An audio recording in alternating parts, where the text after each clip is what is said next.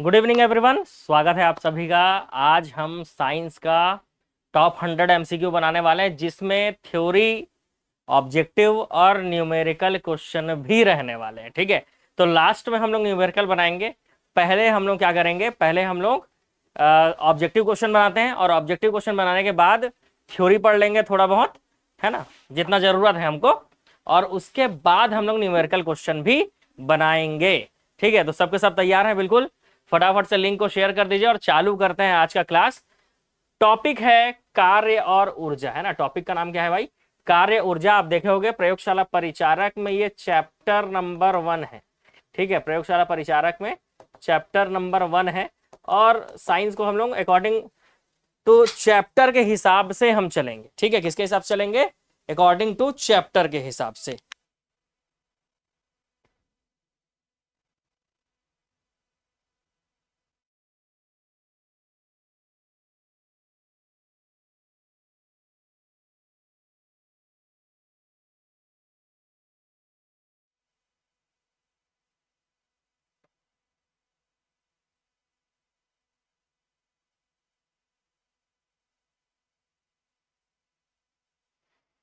तो शुरू करते हैं आज का क्लास, जिसमें हमको कार्य और ऊर्जा का 100+ प्रश्न बनाने हैं। और अगर आप लास्ट में बोलोगे तो आपको जो है थ्योरी भी पढ़ा दूंगा इसका, क्योंकि थ्योरी भी बढ़िया टाइपिंग में है और उसमें से किस तरह के क्वेश्चन आते हैं, कुछ एग्जाम्पल तो बता ही दूंगा। जो एग्जाम में डायरेक्ट पूछे जाते हैं वो तो करा ही दूंगा, और अगर आप बोलोगे तो पूरा भी करा दूंगा। ठीक है, पूरा थ्योरी भी करा दूंगा आपको। ठीक है, तो शुरू करें आज का क्लास। सबके सब तैयार हैं? चलो शुरू करते हैं पहले प्रश्न से। पहला प्रश्न है, जब कोई पिंड मुक्त रूप से, जब कोई पिंड जो है वो मुक्त रूप से क्या होता है, तो मुक्त रूप से पृथ्वी की ओर गिरता है तो उसकी कुल ऊर्जा कैसी रहती है? बढ़ती है, घटती है, अचर रहती है, या पहले बढ़ती है और फिर घटती है? तो याद रखना, अगर कोई पिंड मुक्त रूप से पृथ्वी की ओर गिरेगा तो इसकी ऊर्जा जो है, इसकी ऊर्जा कैसे रहेगी? तो इसकी ऊर्जा जो है वो अचर रहती है। Very good, option C. ठीक है, चलो नेक्स्ट क्वेश्चन। महासागरीय तापीय ऊर्जा का कारण क्या है? ठीक है, महासागरीय तापीय ऊर्जा का कारण क्या है? महासागर में तरंगों द्वारा संचित ऊर्जा, महासागर में विभिन्न स्तरों पर ताप में अंतर होने के कारण, या महासागर में विभिन्न स्तरों पर दाब में अंतर होने के कारण, या उसमें उत्पन्न होने वाले ज्वार के कारण। ठीक है, तो यहां पर आपका 4 ऑप्शन में तो ये दोनों तो नहीं हो सकता। बी और सी में आप समझना है कि तापीय ऊर्जा का कारण क्या है, ताप में अंतर कि दाब में अंतर। तो आप एक कॉमन सेंस से भी अगर इसका आंसर लोगे तो आप आंसर क्या लोगे? Option B. ठीक है, तो आंसर क्या होगा? ऑप्शन बी, ताप में अंतर के कारण। चलो, सौर कुकर, आप देखे होगे सोलर कुकर बचपन में 10th के क्लास में आपने उसमें चावल भी बनाया होगा मेरे ख्याल से। तो कौन सा पौधा घर प्रभाव के लिए उत्तरदायी है? कौन सा भाग, कौन सा भाग जो है वो पौधा घर प्रभाव के लिए उत्तरदायी होता है? बॉक्स के भीतर का काला परत, दर्पण, कांच की सीट, या सौर कुकर का बाहरी आवरण? चलिए फटाफट बता दीजिए आंसर क्या होगा। बॉक्स के भीतर काली परत, दर्पण, कांच की सीट, या सौर कुकर का बाहरी आवरण? चलो देख लेते हैं आंसर क्या आ रहा है आप सभी का। गुड इवनिंग, गुड इवनिंग सबको, गुड इवनिंग। ऑप्शन ए बता रहे हो? जितने लोग भी ऑप्शन ए बता रहे हो गलत, और ऑप्शन बी बता रहे हो दर्पण, गलत। ठीक है, सौर कुकर का कौन सा भाग पौधा घर प्रभाव के लिए, है ना, पौधा घर प्रभाव के लिए उत्तरदायी है? तो वो होता है कांच की शीट। याद रखना, आंसर आएगा ऑप्शन सी। जितने लोग भी सी बता रहे हो बिल्कुल सही है, कांच की शीट आंसर आएगा। क्या आंसर आएगा भाई? कांच की शीट। नेक्स्ट, पवन चक्की में उत्पन्न ऊर्जा, पवन चक्की में उत्पन्न ऊर्जा वर्षा ऋतु में अधिक होती है, क्योंकि नम वायु होने से पंखुड़ियों से वायु का अधिक द्रव्यमान टकराता है। मीनार की ऊंचाई पर निर्भर करती है, पवन के वेग पर निर्भर करती है, मीनार के निकट ऊंचे वृक्ष लगाकर बढ़ाई जा सकती है। 4 ऑप्शन है, ठीक है। तो जो कुछ नहीं पढ़ा है वो हो सकता है इसको आंसर मार दे, जो कि गलत हो जाएगा। जो थोड़ा बहुत पढ़ा है वो बोलेगा कि एक काम करते हैं, टावर ऊंचाई पे निर्भर करेगा, ऊंचाई में ज्यादा हवा आएगा, तो ये भी गलत हो जाएगा। आंसर आएगा पवन चक्की में उत्पन्न ऊर्जा जो है पवन के वेग पर निर्भर करता है। अगर हवा चलेगा ही नहीं, हवा में कोई वेलोसिटी होगा ही नहीं, तो ऊर्जा उत्पन्न होगी कैसे, है ना, सीधी सी बात है। तो ऊर्जा उत्पन्न कब हो पाएगी? ऊर्जा उत्पन्न कब हो पाएगी? जब पवन चक्की में उत्पन्न ऊर्जा जो है वो, जब वो उसका वेग जो है उसमें हो, पवन में क्या हो, वेग हो, ठीक है।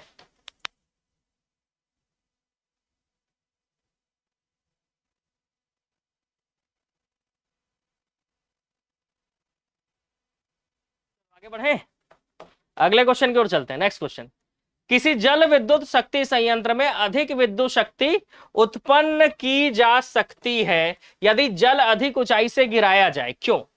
तो हाइड्रो पावर प्लांट जो होता है उसमें अधिक विद्युत शक्ति उत्पन्न किया जा सकता है, ज्यादा पावर उत्पन्न किया जा सकता है जब जल को अधिक ऊंचाई से गिराया जाए। क्यों? क्यों भाई? इससे जल के ताप में वृद्धि हो जाएगी, विद्युत उत्पन्न करने के लिए अधिक स्थितिज ऊर्जा उत्पन्न होगी, ऊंचाई में वृद्धि होने पर जल में विद्युत की मात्रा बढ़ जाएगी, या जल के अधिक अणु आयनों में वियोजित होते हैं। चलो भाई आंसर बता दो। अगर हाइट ज्यादा रहेगा तो सीधी सी बात है, हाइट ज्यादा रहेगा तो विद्युत ज्यादा उत्पन्न किया जाएगा, क्योंकि 5 का डी, जो कि सरासर गलत है, कुछ लोग 5 का बी बता रहे हैं, वेरी गुड। विद्युत उत्पन्न करने के लिए अधिक स्थितिज ऊर्जा उपलब्ध रहेगी, जितना हाइट में रहेगा उतना ज्यादा उसमें पोटेंशियल एनर्जी होगा, स्थितिज ऊर्जा होगी, ठीक है। तो जी लोग बी बता रहे हैं, बिल्कुल सही आंसर। नेक्स्ट, पवन शक्ति के संदर्भ में असत्य कथन का चयन कीजिए, इसमें से गलत क्या है? ए बी सी डी, इसमें गलत क्या है? तो खुले स्थानों पर न्यूनतम पवन ऊर्जा की अपेक्षा की जा सकती है, अधिक ऊंचाई वाले स्थानों पर पवनों की स्थित ऊर्जा पवन शक्ति का स्रोत होती है, यही पॉइंट गलत है, ठीक है। पवनों की स्थितिज ऊर्जा, अगर पवन रुका हुआ है तो सीधी सी बात है वो पवन शक्ति का स्रोत कैसे बनेगी? पवन गति में होना चाहिए, ठीक है, वेलोसिटी होना चाहिए, तो ये गलत हो गया। इसके अलावा पवन चक्की की पंखुड़ियों से टकराने वाली पवनें पवन चक्की में घूर्णन उत्पन्न करती है, इस प्रकार प्राप्त घूर्णन का उपयोग किया जा सकता है, ये सही है ना। पवन चक्की की पंखुड़ियों के घूर्णन की ऊर्जा के उपयोग की, खैर भी गलत था।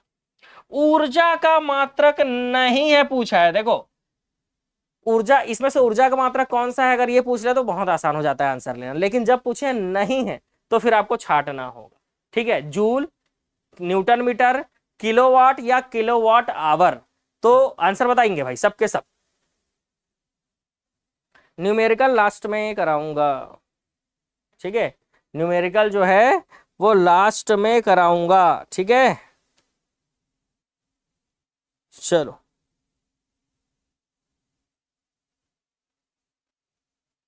इस क्वेश्चन का आंसर बताइए।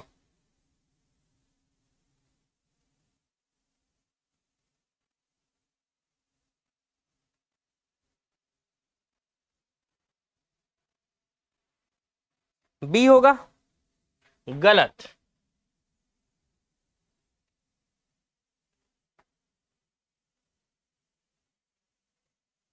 गलत, जितने लोग भी बता रहे हैं गलत। याद रखना ऊर्जा का मात्रक जूल भी होता है, न्यूटन मीटर भी होता है, किलोवाट आवर भी होता है, किलोवाट नहीं होता, क्योंकि किलोवाट जो है ये शक्ति, पावर का यूनिट है। वाट, किलोवाट, हॉर्स पावर, ये सब शक्ति का यूनिट है। मेरे को एकदम 100% श्योर था कि मैक्सिमम लोग इस प्रश्न को गलत कर डालेंगे, ठीक है, क्योंकि जब ऊर्जा का मात्रक पूछता है ना तो आंसर देना आसान होता है, जब नहीं है पूछता है तो बहुत सारे लोगों का गलत होता है। हुआ ना सबका गलत? हाँ, इसीलिए मैं टाइम दिया था आप लोगों को आंसर देने का, ठीक है। अब समझना, कार्य का मात्रक जूल है तो कार्य और ऊर्जा दोनों का मात्रक सेम होता है, तो इसका भी जूल होगा। न्यूटन मीटर, कार्य का मात्रक जो है वो बल गुणित दूरी होता है, बल गुणित विस्थापन होता है वैसे, तो बल गुणित विस्थापन होता है, फोर्स इंटू डिस्प्लेसमेंट, फोर्स के लिए न्यूटन और डिस्प्लेसमेंट के लिए मीटर, तो न्यूटन मीटर भी कार्य का मात्रक है, तो ऊर्जा का भी होगा भाई।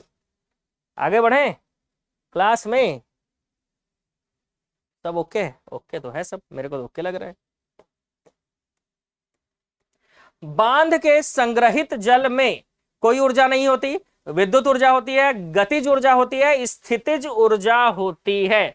तो जब किसी बांध में आपने पानी, बांध मतलब डैम है ना, बांध मतलब डैम, इंग्लिश मीडियम वालों को दिक्कत ना हो, कोई भी टर्मिनोलॉजी समझ में नहीं आएगा पूछ लेना, ठीक है। तो डैम में कोई भी आप स्टोर करके रखे हो पानी को, तो उसमें कोई ऊर्जा नहीं होगा, विद्युत ऊर्जा होगा, गतिज ऊर्जा होगा या स्थितिज ऊर्जा होगा। ऑप्शन डी, वेरी गुड, सबके सब सही आंसर बता रहे हो, स्थितिज ऊर्जा होगा। ठीक है, क्या होगा? स्थितिज ऊर्जा होगा, है ना, पोटेंशियल एनर्जी होती है अगर स्टोर किया हुआ है तो। यदि कोई कार किसी समतल सड़क पर त्वरित होकर अपने आरंभिक वेग का 4 गुना वेग प्राप्त कर लेती है, तो इस प्रक्रिया में कार की स्थितिज ऊर्जा कैसी होगी? परिवर्तित नहीं होगी, आरंभिक ऊर्जा की 2 गुनी हो जाएगी, आरंभिक ऊर्जा की 4 गुनी हो जाएगी, या आरंभिक ऊर्जा की 16 गुना हो जाएगी। चलो फटाफट से आंसर बता दो। अगर आपने आरंभिक वेग का 4 गुना वेग प्राप्त कर लिया है ना, मतलब इनिशियल वेलोसिटी u था और फाइनल वेलोसिटी आपने v जो है उसका 4 गुना प्राप्त कर लिया। मान लो इनिशियल वेलोसिटी 10 मीटर पर सेकंड थी, तो फाइनल वेलोसिटी आपने ले लिया 40 मीटर पर सेकंड, 4 गुना बढ़ा लिया आपने। तो क्या स्थितिज ऊर्जा में क्या परिवर्तन आएगा? तो आरंभिक ऊर्जा की 16 गुनी हो जाएगी आप बोल रहे हो, जबकि स्थितिज ऊर्जा या पोटेंशियल एनर्जी का फॉर्मूला होता है mgh। यहां पर कहीं भी वेग नहीं है, तो वेग का स्थितिज ऊर्जा से कोई लेना देना नहीं है, इसीलिए कुछ भी परिवर्तन नहीं होगा। दिमाग खुल गया होगा इस क्वेश्चन से आप लोगों का, खुल जाएगा दिमाग बिल्कुल। क्वेश्चन को समझो, फॉर्मूले में वेग है नहीं है, स्थितिज ऊर्जा का फॉर्मूला तो पढ़ा ही होगा।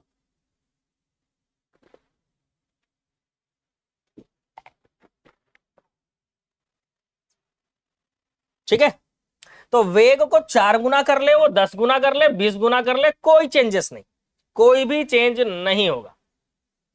अगर यहीं पे गतिज ऊर्जा बोलता ना, काइनेटिक एनर्जी में क्या चेंज आएगा, तब 1/2 mv², वेलोसिटी कितना गुना बढ़ गया है? तो 4 गुना बढ़ गया, तो 4 चौक कितना हो जाता? 16। तब आप आंसर लेते क्या? तब आप आंसर लेते ये वाला।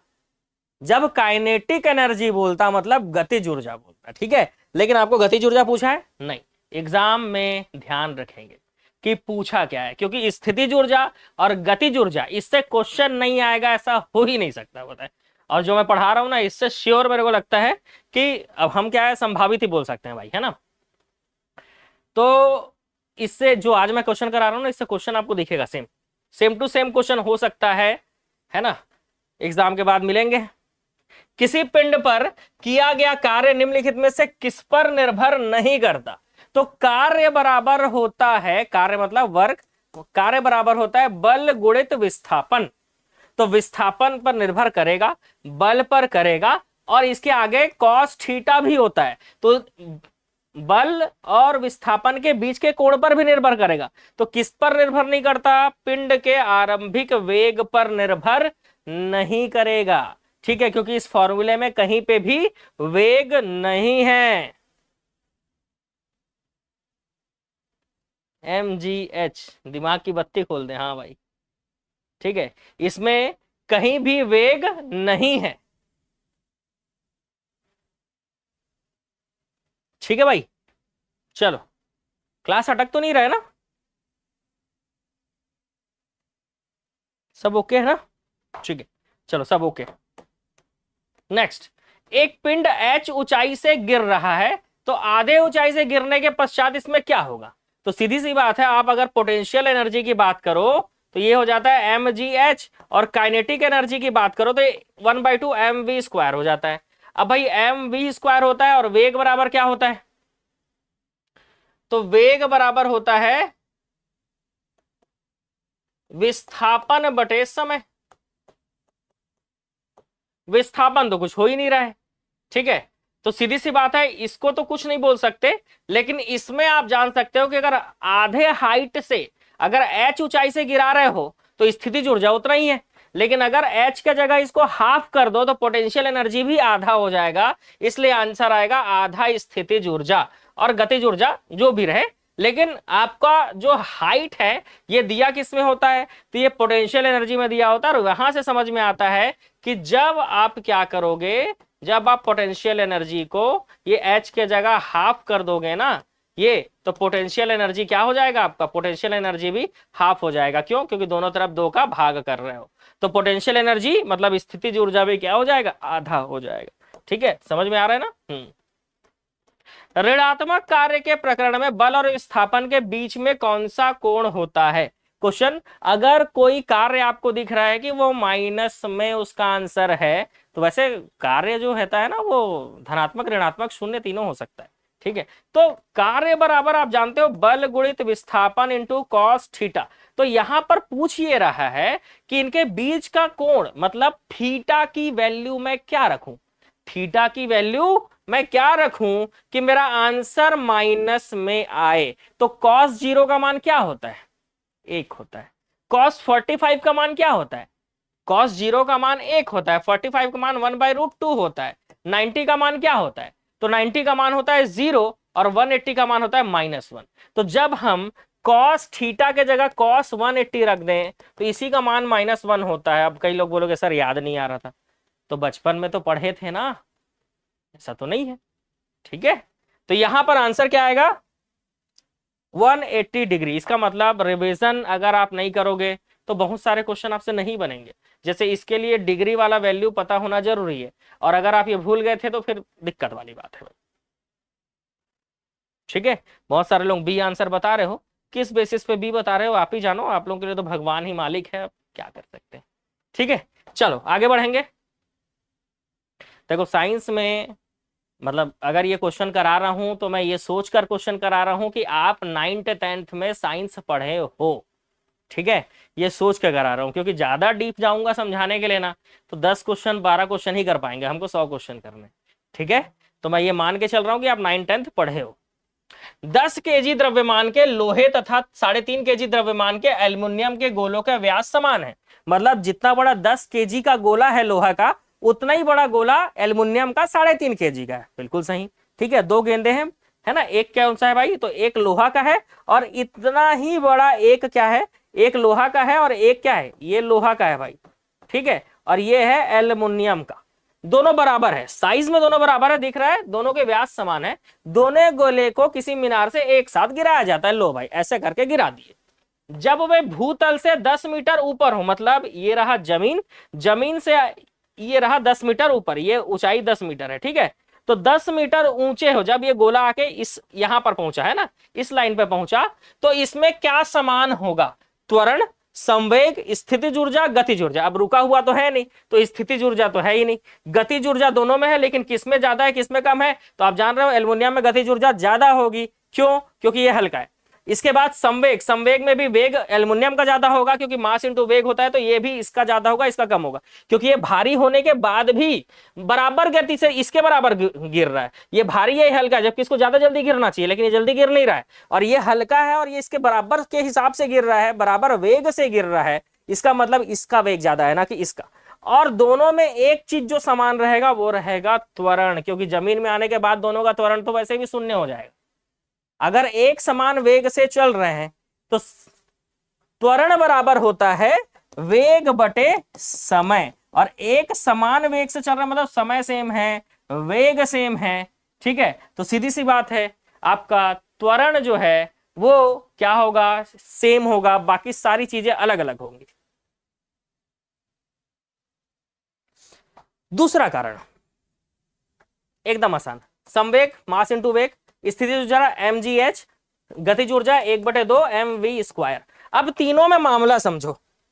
मास मतलब मास मतलब क्या, मास मतलब द्रव्यमान। ये 10 kg का है, 3.5 kg का है, ये तीनों एक जैसा हो ही नहीं सकता इन दोनों के लिए। क्यों? क्योंकि तीनों में m का वैल्यू, द्रव्यमान का वैल्यू अलग अलग होगा।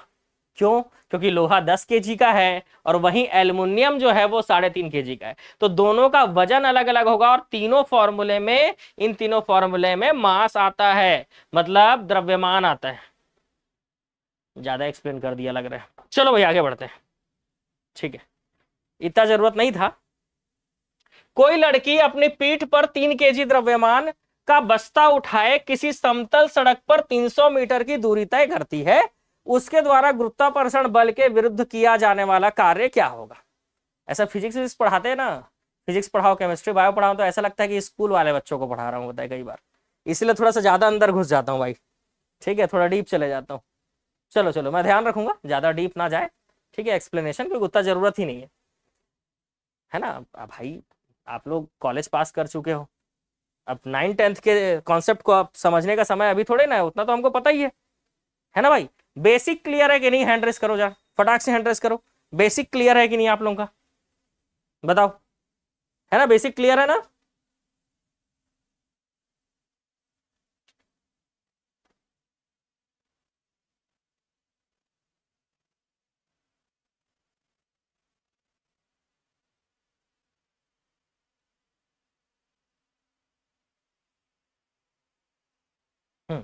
चलो, तो कोई लड़की अपने पीठ पर 3 kg द्रव्यमान का बस्ता उठाए किसी समतल सड़क पर 300 मीटर की दूरी तय कर रही है, तो उसके द्वारा गुरुत्वाकर्षण बल के विरुद्ध किया जाने वाला कार्य क्या होगा। Question number 14।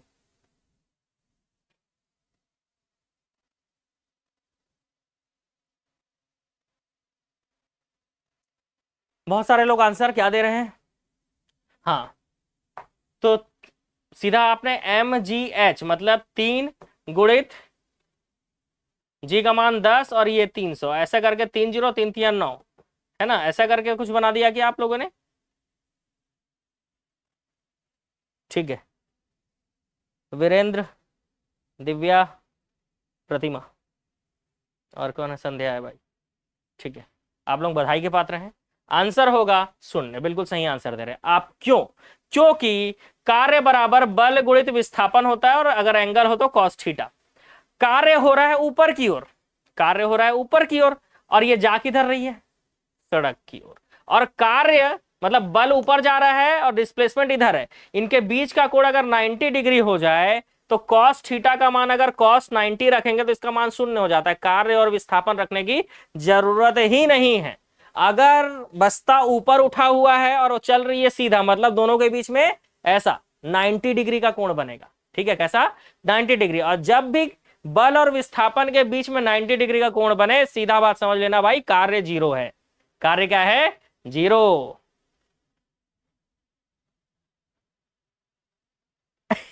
ये अच्छा था हरीश जायसवाल, कोई लड़की 3 kg का सामान उठाकर नहीं भाग सकती सर, इसीलिए हम शून्य ले लेंगे आंसर। चलो, ये अच्छा था भाई, ठीक है, बदमाश लोग। कॉन्सेप्ट समझो, कॉन्सेप्ट जीरो क्यों हो गया, ठीक है, क्योंकि 90 डिग्री पे चीजें शून्य हो जाएंगी, ठीक है।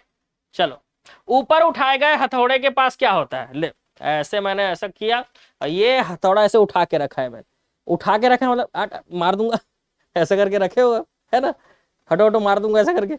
ये रोक के रखा है, मतलब कोई चीज अगर मैंने पावर को रोक के रखा है, तो अगर रोक के रखा है तो याद रखना ये स्थितिज ऊर्जा होता है। अगर किसी चीज में पावर, शक्ति, ऊर्जा, है ना, रुक के रखी हुई है, मतलब वो क्या है भाई, वो क्या है, स्थितिज ऊर्जा है, वो क्या है, स्थितिज ऊर्जा है, ठीक है।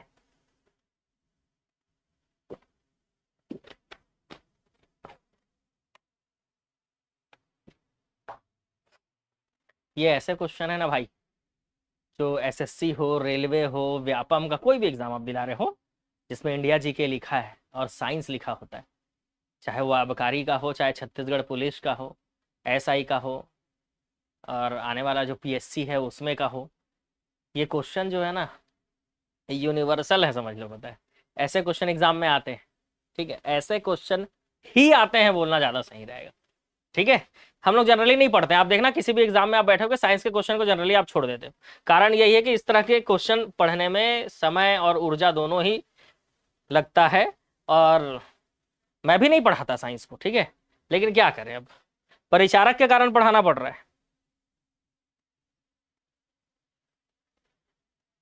ठीक है। हाँ। तो साइकिल में सवारी करते समय निकलने वाली ऊर्जा निम्न में से किसका रूप नहीं होती है। तो साइकिल के सवारी करते समय गतिज ऊर्जा, मोशन में है साइकिल। ऊष्मीय ऊर्जा, आपका एनर्जी, आपका एनर्जी पे तो ऊष्मा लग रहा है, यांत्रिक ऊर्जा रहेगा ही, क्योंकि यांत्रिक ऊर्जा का मतलब ही होता है गतिज ऊर्जा और स्थितिज ऊर्जा। ठीक है, केमिकल एनर्जी नहीं हो सकता। कौन सा नहीं हो सकता? केमिकल। कौन सा केमिकल लग रहा है भाई साइकिल में है जो केमिकल एनर्जी लेंगे? तो कौन सा नहीं होगा? केमिकल एनर्जी नहीं होगा।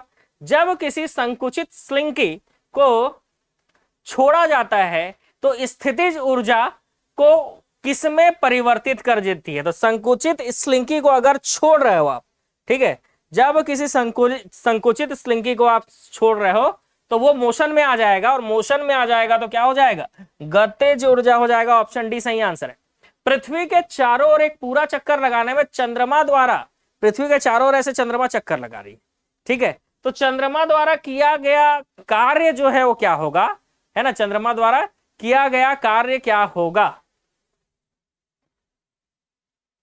चलो देख लेते हैं आप लोग क्या आंसर लोगे इसका। शानदार लोगे मेरे ख्याल से आंसर। ठीक है, आ जाओ आ जाओ, अगले क्वेश्चन में आ जाओ। चलो, पृथ्वी के चारों ओर एक पूरा चक्कर लगाने में चंद्रमा के द्वारा किया गया कार्य निम्नलिखित में से किसके बराबर होता है? बहुत बढ़िया, रीजन बताओ। शून्य क्यों? रीजन बता दो भाई। शून्य होता है ठीक है, लेकिन क्यों? यदि किसी वस्तु का वेग इसके प्रारंभिक वेग से दोगुना कर दिया जाए तो इसकी गतिज ऊर्जा कितना हो जाएगी? जब तक आप लोग रीजन बताओ भाई, शून्य क्यों होता है? पढ़े हो ना?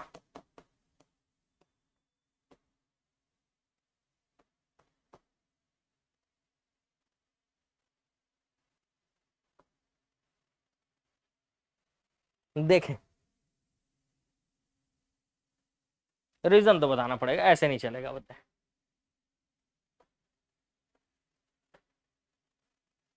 चलो, तो गति, अगर प्रारंभिक वेग मान लीजिए हमने v1 है, इसके जगह पे बोल दिया कि प्रारंभिक वेग से दोगुना हो जाता, मतलब 2b रख दिया, 2 दूनी 4 होगा, 4 सामने आ जाएगा, तो ये 1/2 mv² हो जाएगा। मतलब सीधी सी बात है, प्रारंभिक वेग का कितना हो जाएगा भाई? ये 4 गुना हो जाएगा। तो आंसर आएगा ऑप्शन बी, है ना, ऑप्शन क्या आ जाएगा? बी आ जाएगा। ठीक है, बहुत ही आसान क्वेश्चन है ये, क्वेश्चन एग्जाम में आता है इस तरह का, बहुत ही आसान है। बस वेग को दोगुना कर दो तो उसका पावर में 2 लगा हुआ है ना, तो 4 हो जाएगा। ऐसे हम डायरेक्ट भी बना सकते हैं, है ना, ऐसे हम क्या कर सकते हैं? डायरेक्ट भी बना सकते हैं। ठीक है, चलो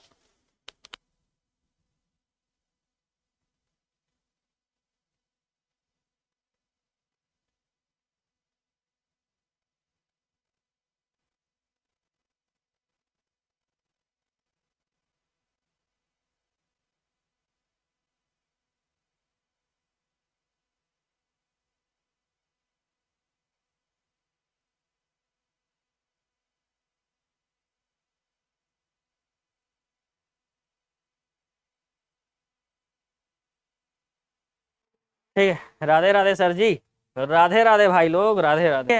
वो जैसे ही गिरेगी तो उसका स्थितिज ऊर्जा कम हो जाएगा, और मोशन में आने के कारण उसका गतिज ऊर्जा बढ़ जाएगा। तो आंसर आएगा ऑप्शन डी। तो जितने लोग इसका आंसर दे रहे हैं ऑप्शन डी बिल्कुल सही है। अब आप लोग आंसर दे ले रहे हो, मतलब थ्योरी पढ़ाने की जरूरत नहीं पड़ेगी लग रहा है। उद्योगों में प्रयुक्त शक्ति पावर की इकाई क्या होती है? तो उद्योगों में जो भी शक्ति का प्रयोग होता है, पावर होता है, उसको किस किलोवाट में बताएंगे, जूल में बताएंगे, वॉट्स में बताएंगे, या हॉर्स पावर में बताएंगे? बताइए। Option D, okay, horse power में बताया जाता है। तो उद्योगों में प्रयुक्त शक्ति की इकाई क्या होती है? Horse power. यांत्रिक ऊर्जा किनका योग होती है? तो यांत्रिक ऊर्जा का मतलब ही होता है गतिज ऊर्जा प्लस स्थितिज ऊर्जा। जब आप पोटेंशियल एनर्जी और काइनेटिक एनर्जी को जोड़ दो, इसी को बोलते हैं हम क्या? यांत्रिक ऊर्जा। इसी को हम क्या बोलते हैं? यांत्रिक ऊर्जा। काम करने की क्षमता को क्या कहते हैं? तो काम करने की क्षमता को ही क्या कहा जाता है? शक्ति कहा जाता है। याद रखेंगे, काम करने की क्षमता को क्या कहते हैं भाई? तो काम करने की क्षमता को शक्ति कहते हैं। मेरे साथ जिन लोग आंसर बी लिए गलत, क्योंकि हाँ बहुत सारे लोग ये बता रहे हो, वेरी गुड, काम करने की क्षमता को ही ऊर्जा कहा जाता है। कुछ लोग मेरे साथ ही बी ले लेंगे आंसर, लेकिन कुछ लोग कॉन्फिडेंट रहते हैं भाई बिल्कुल। हो गया गलत, क्योंकि काम करने की क्षमता क्या है?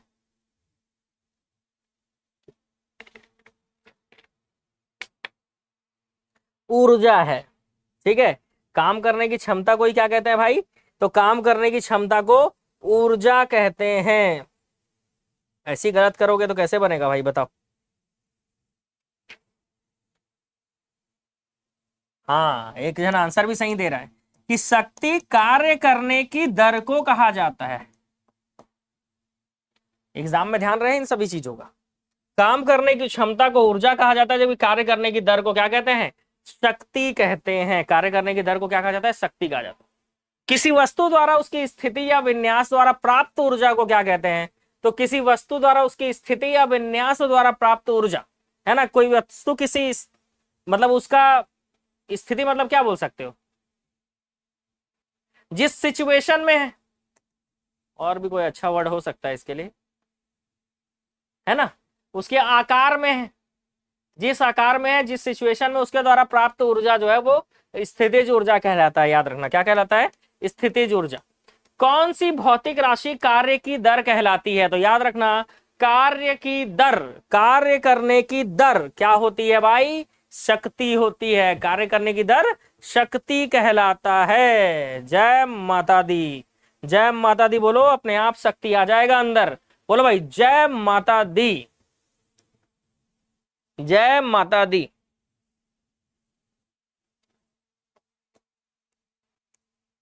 आगे बढ़ेंगे। इनमें से किसे ना तो बनाया जा सकता है और ना ही खर्च किया जा सकता है, ना ही नष्ट किया जा सकता है। तो आपने बचपन में पढ़ा होगा कि ऊर्जा को ना तो बनाया जा सकता है और ना ही नष्ट किया जा सकता है, बल्कि इसको एक स्वरूप से दूसरे स्वरूप में, एक से दूसरे स्वरूप में बदला जा सकता है। ठीक है, ऊर्जा ना तो बनाया जा सकता है, ना ही नष्ट किया जा सकता है। कई बदमाश लोग क्या लिख रहे हैं?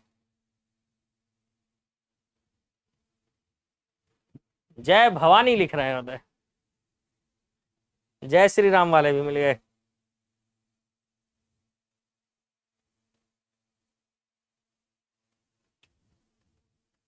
चलो भाई, चेंज हो सकता है सिर्फ। ठीक है, चेंज हो सकता है सिर्फ। गतिशील वस्तु की गतिज ऊर्जा किस पर निर्भर करती है? तो गतिशील वस्तु की गतिशील काइनेटिक एनर्जी, तो काइनेटिक एनर्जी गतिज ऊर्जा का फॉर्मूला होता है 1/2 mv²। m का मतलब द्रव्यमान और v का मतलब वेग। तो सीधी सी बात है, आंसर क्या आएगा? फॉर्मूला देखो भाई, फॉर्मूला देखो, द्रव्यमान और वेग। तो द्रव्यमान और वेग मतलब द्रव्यमान, गतिज ऊर्जा का फॉर्मूला क्या होता है? 1/2 mv², जिसको आप बोल सकते हो कि द्रव्यमान और वेग पर निर्भर करेगा। सीधी सी बात है। तो आंसर सी कैसे आया, समझ में आ गया? ठीक है, बहुत बढ़िया। आंसर सी कैसे आया वो भी समझ में आ गया आपको। ठीक है, आगे बढ़ते हैं। चलो इसका कुछ उदाहरण दिखाता हूं आप लोगों को। ठीक है, ये ऑब्जेक्टिव, ये पीडीएफ जो है ना, इसका जो पीडीएफ है ऑब्जेक्टिव का पीडीएफ, ऑब्जेक्टिव वाले कोर्स में अपडेट हो जाएगा, और थ्योरी का पीडीएफ जो फाइटर बैच है थ्योरी वाला उसमें होगा। ठीक है, फाइटर बैच में। और पीडीएफ फिर से सुन लो ध्यान से, बाद में आप ही लोग मैसेज करते हो पीडीएफ नहीं मिल रहा है करके। ऑब्जेक्टिव पीडीएफ ऑब्जेक्टिव कोर्स में रहेगा जैसा कि चलता आ रहा है, थ्योरी पीडीएफ फाइटर बैच में रहेगा। ठीक है, किसी तने हुए रबर बैंड में किस प्रकार की ऊर्जा होती है? तो तने हुए रबर बैंड में स्थितिज ऊर्जा होती है। किसी तने हुए रबर बैंड में किस तरह की ऊर्जा होती है भाई? तो स्थितिज ऊर्जा होती है। तान के रखे हो रबड़ को ऐसे, एक आंख होगा, है एक आंख होगा कहीं पे, कोई सा रबड़ ढूंढना पड़ेगा, इधर ही कहीं मिल सकता है। ठीक है, हाँ मिल गया।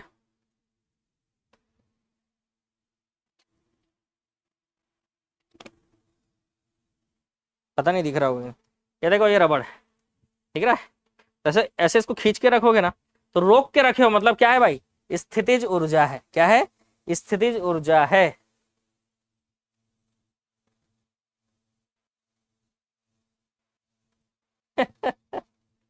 ठीक है, आगे बढ़े। चलो नेक्स्ट क्वेश्चन की ओर चलते हैं बंधुओं। आज का क्लास शानदार रहने वाला है। गतिज ऊर्जा मतलब 1/2 mv², इसका फॉर्मूला होता है।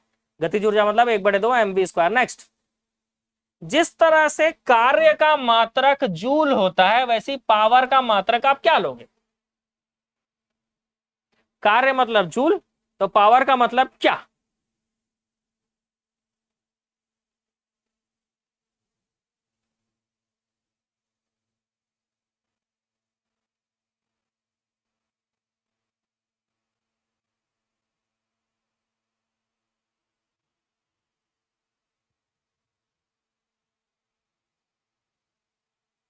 आज जो है ना,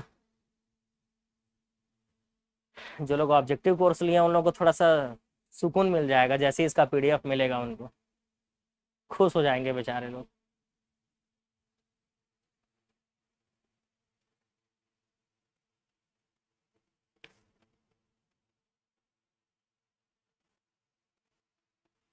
व्हाट व्हाट होगा?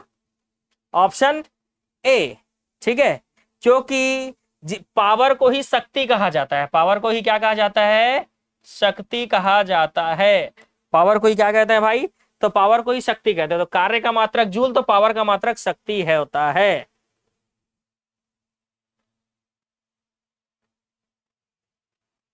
ठीक है, चलो 30वां क्वेश्चन पढ़ने से पहले कुछ आपको दिखाना भी है, तो कुछ आपको दिखा दूं जब तक मजा आ जाए, ताकि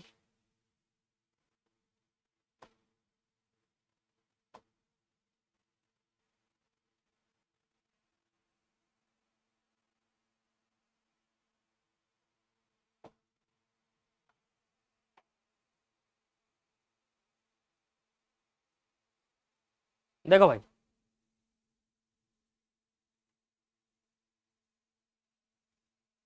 कार्य जो होता है ना, इसका अर्थ किसी क्रिया के संपादन से होता है, जैसे हल चलाना, लकड़ी काटना, ये सब होता है।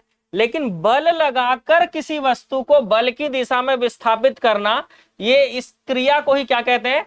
कार्य कहते हैं। ठीक है, और याद रखना, कार्य का जो फॉर्मूला होता है वो बल गुणित विस्थापन होता है। और अगर इसके बीच कोई एंगल हो, है ना, मतलब विस्थापन ऐसे, बल ऐसे, एक ही दिशा में जा रहे हैं तो एंगल की जरूरत नहीं है, लेकिन अलग अलग दिशा में हो रहा होगा तो एफ एस कॉस थीटा होता है। कार्य का मात्रक न्यूटन मीटर होता है, इसी को केजी मीटर स्क्वायर पर सेकंड स्क्वायर कहते हैं ना, याद रखना। कार्य का मात्रक न्यूटन मीटर होता है, न्यूटन मीटर, इसी को केजी मीटर स्क्वायर पर सेकंड स्क्वायर कहते हैं, और इसी को जूल कहा जाता है। यहां पे लिखा है देखो, जूल कहा जाता है। ये इसका एसआई मात्रक है। सीजीएस मात्रक जो है वो अर्ग कहलाता है, और 1 जूल बराबर 10⁻7 अर्ग होता है। 107 लिखा है, इसको सुधारना पड़ेगा, 10⁻7 होता है ना। Ml2T-2 इसकी विमीय राशि होती है। इसके कुछ एग्जाम्पल है। अगर किसी दीवार को आप धक्का दे रहे हो, है ना, किसी दीवार को अगर आप धक्का दे रहे हो तो दीवार हिलेगा क्या? नहीं हिलेगा। इसीलिए विस्थापन शून्य मतलब कार्य शून्य।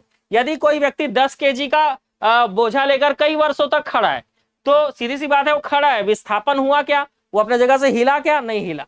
तो सीधी सी बात है, किया गया कार्य शून्य, तो विस्थापन भी शून्य। अगर कोई कूली 10 kg का बोझ लेकर मीलों दूर भी चल रहा है, ठीक है, तो वो बोझ ऊपर उठा के रखा हुआ है, चल रहा है सामने, तो ऐसे में 90 डिग्री का कोण बन जाएगा और 90 डिग्री का कोण भी बन जाएगा। ठीक है, बीच का कोण 90 डिग्री बनेगा और कार्य क्या हो जाएगा? शून्य हो जाएगा, क्योंकि 90 डिग्री मतलब cos 90 का मान 0 होता है। अगर कोई व्यक्ति सीढ़ी पर चढ़ रहा है और चढ़कर फिर उतर गया, तो जब चढ़कर उतर गया तो कार्य का मान शून्य हो जाएगा, क्योंकि वो जितना दूर तक चढ़ा और जितने दूर तक वापस आया। तो विस्थापन क्या बोलते हैं?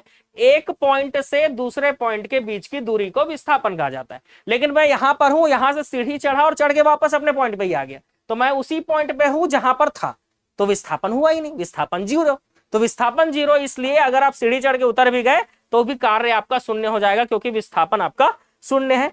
कार्य जो है धनात्मक, ऋणात्मक और शून्य तीनों हो सकता है, और उठाकर रखने में किया गया कार्य भी शून्य होता है। एक चीज ध्यान रखने वाली बात है, अगर घर्षण बल के द्वारा कोई काम किया जा रहा है तो उसका मान जो है ऋणात्मक होता है। और कहीं पे भी आपको ऐसा लगे कि बल और विस्थापन की दिशा के बीच में 90 डिग्री आ रहा है, तो वहां पर कार्य जो होता है वो शून्य हो जाता है। वहां पर कार्य क्या हो जाता है? शून्य हो जाता है। चलो आगे बढ़े।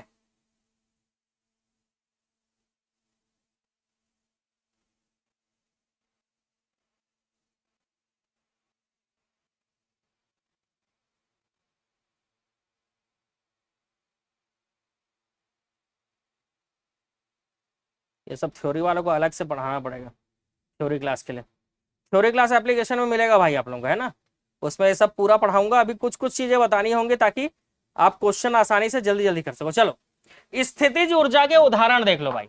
तना हुआ धनुष या स्प्रिंग, ये स्थितिज ऊर्जा का उदाहरण होगा। दबा हुआ गद्दा, अगर गद्दा आप दबा के रखे हो तो वो भी स्थितिज ऊर्जा। हाथ में अगर कोई पत्थर पकड़े हो तो वो भी स्थितिज ऊर्जा का उदाहरण है, क्योंकि उसमें एनर्जी है भाई। छत से लटका हुआ पंखा, आकार में बदलाव के कारण शरीर में प्रत्यास्थ स्थितिज ऊर्जा होती है ना, शरीर में भी होती है प्रत्यास्थ स्थितिज ऊर्जा होती है। कॉइल स्प्रिंग को दबाने या फैलाने पे इसको स्थितिज ऊर्जा बढ़ती है। बांध में जो पानी आप रोक कर रखे हो वो भी स्थितिज ऊर्जा का ही उदाहरण है, ठीक है। चाबी वाली घड़ी या खिलौना है, चाबी लगा के आप छोड़ दिए, चाबी लगा के रख दिए, वो स्थितिज ऊर्जा। तना हुआ गुलेल को अगर आप तान के रखे हो वो भी स्थितिज ऊर्जा। देखो, गतिज ऊर्जा काइनेटिक एनर्जी के क्या उदाहरण होते हैं? जमीन पर दौड़ रहा है कोई लड़का, वो काइनेटिक मोशन में। चलती हुई बस या ट्रेन, रनवे पर चलता हुआ एरोप्लेन, कोई भी चीज अगर मोशन में दिख रहा है तो सीधी सी बात उसमें गतिज ऊर्जा होगा। और गतिज ऊर्जा और स्थितिज ऊर्जा को ही एक साथ रख दिया जाए तो उसको यांत्रिक ऊर्जा कहते हैं। तो गतिज ऊर्जा और स्थितिज ऊर्जा दोनों का उदाहरण अगर एग्जाम में आ जाए तभी आप फंसोगे, इसके लिए ज्यादा इंपॉर्टेंट है। इसी को बोलते हैं गतिज ऊर्जा और स्थितिज ऊर्जा दोनों के उदाहरण या यांत्रिक ऊर्जा का उदाहरण, क्योंकि यांत्रिक ऊर्जा बराबर होता है गतिज ऊर्जा प्लस स्थितिज ऊर्जा। क्या होता है? गतिज ऊर्जा प्लस स्थितिज ऊर्जा।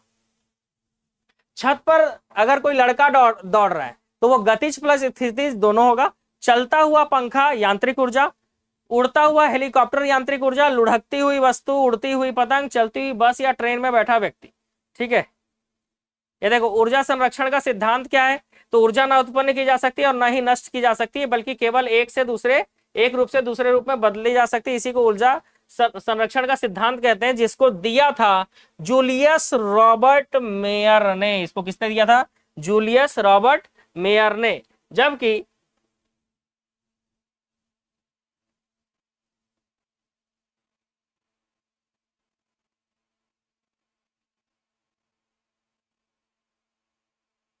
चलो खत्म, इतना काफी है। क्वेश्चन में आते हैं वापस। अब क्वेश्चन आगे आसान बनेंगे एकदम जल्दी जल्दी। चलो, निम्नलिखित गतिविधियों में से किसमें काम नहीं किया गया है? इसमें से पढ़कर अब बताओ किसमें लग रहा है कि कोई काम ही नहीं हो रहा है, कार्य शून्य है। चलो भाई जल्दी से बता दो।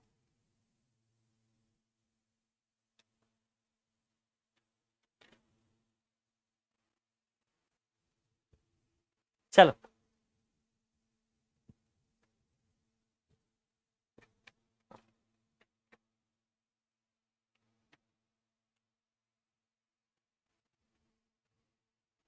ऑप्शन बी, अगर कोई लड़का प्लेटफॉर्म पर खड़ा है मतलब कार्य शून्य है ना, दौड़ रहा है, चल रहा है, चढ़ रहा है, उसमें कार्य में का कोई ना कोई मान आ सकता है। लेकिन अगर खड़े हो एक जगह पे तो विस्थापन नहीं हो रहा है। विस्थापन मतलब डिस्प्लेसमेंट, मतलब कोई दूरी नहीं चल रहे हो आप, तो शून्य आएगा। किसी संकुचित स्प्रिंग में सामान्य लंबाई की स्प्रिंग से अधिक ऊर्जा होती है, क्योंकि स्प्रिंग संकुचित होने के कारण इनमें से क्या होता है उसमें, तो स्प्रिंग संकुचित होने से उसमें स्थितिज ऊर्जा हो आ जाती है, ठीक है। अगर स्प्रिंग को संकुचित कंप्रेस करके रखे हो तो उसमें क्या आ जाएगा भाई? स्थितिज ऊर्जा आ जाएगा, पोटेंशियल एनर्जी आ जाएगी। जब कोई वस्तु बल की दिशा में 1 मीटर की दूरी 1 न्यूटन बल के द्वारा तय करती है तो किए गए कार्य की मात्रा, तो F S cos theta, D भी ले लेते हैं कई बार, है ना, डी लेकर भी पढ़ते हैं। वैसे विस्थापन को एस से लिखा जाता है और विस्थापन मतलब चली गई दूरी होती है, ठीक है, तो डी भी लिख देते हैं। तो कोई दिक्कत वाली बात नहीं, समझदारी वाली बात है बस ही।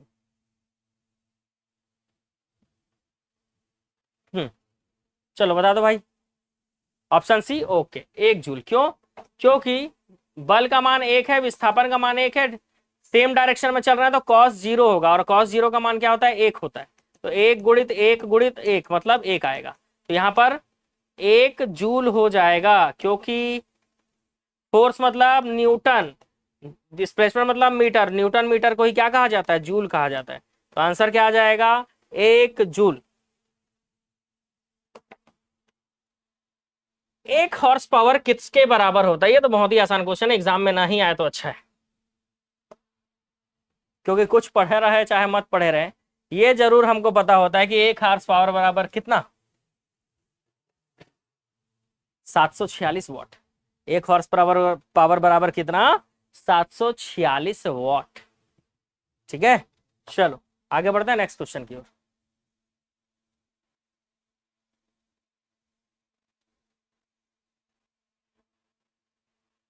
क्वेश्चन पूरा पढ़ लो आप। एक ही चीज पूछा है कि अगर वेग को दोगुना कर दे, वेग को दोगुना कर दे तो गतिज ऊर्जा में क्या डिफरेंस आएगा। तो काइनेटिक एनर्जी बराबर 1/2 mv²। ये v1 रख दो, इसको v1 कर दो और इसका मान दोगुना कर दो, मतलब 2v रख दो।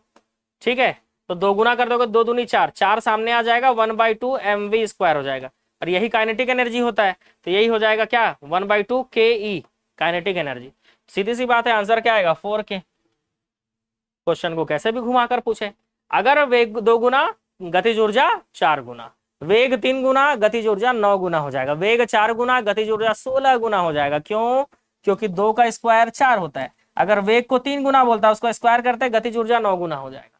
अगर वेग को 4 गुना बोल दे तो 4 का स्क्वायर करोगे तो गतिज ऊर्जा हो जाएगा 16 गुना। ठीक है, होता है कई लोगों को गलती, इसलिए मैं सॉल्व करके बता रहा हूं। शक्ति की इकाई क्या कहलाती है, तो आप जानते हो पावर।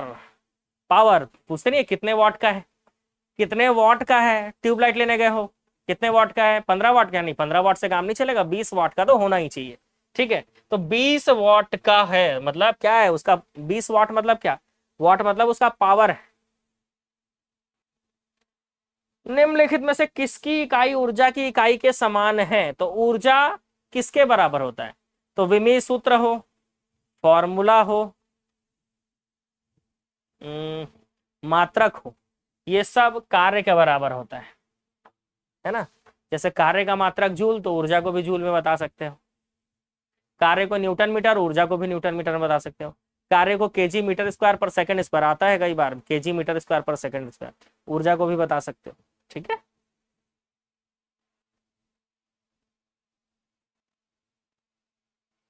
5 केजी भार वाले किसी वस्तु को, 5 केजी का है, इसको 4 मीटर ऊपर उठाया जा रहा है, तो फोर्स जिस डायरेक्शन में लग रहा है विस्थापन भी उधर ही हो रहा है। तो ऐसे में फॉर्मूला विस्थापन क्या बोलता है,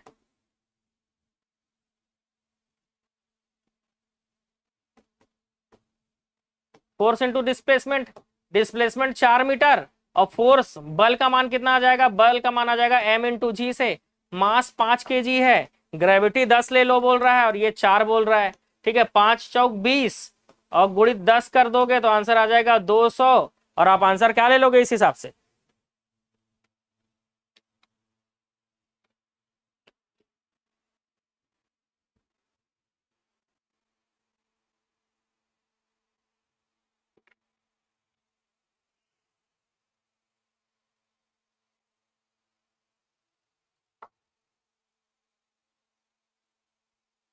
अबे बदमाश लोग, बल का मान 5, बल 5 केजी कैसे रख दोगे, हम्म, बल न्यूटन में होता है और वो केजी न्यूटन में है क्या, नहीं, उसके साथ एम के साथ जी लगाना पड़ेगा या त्वरण लगाना होगा।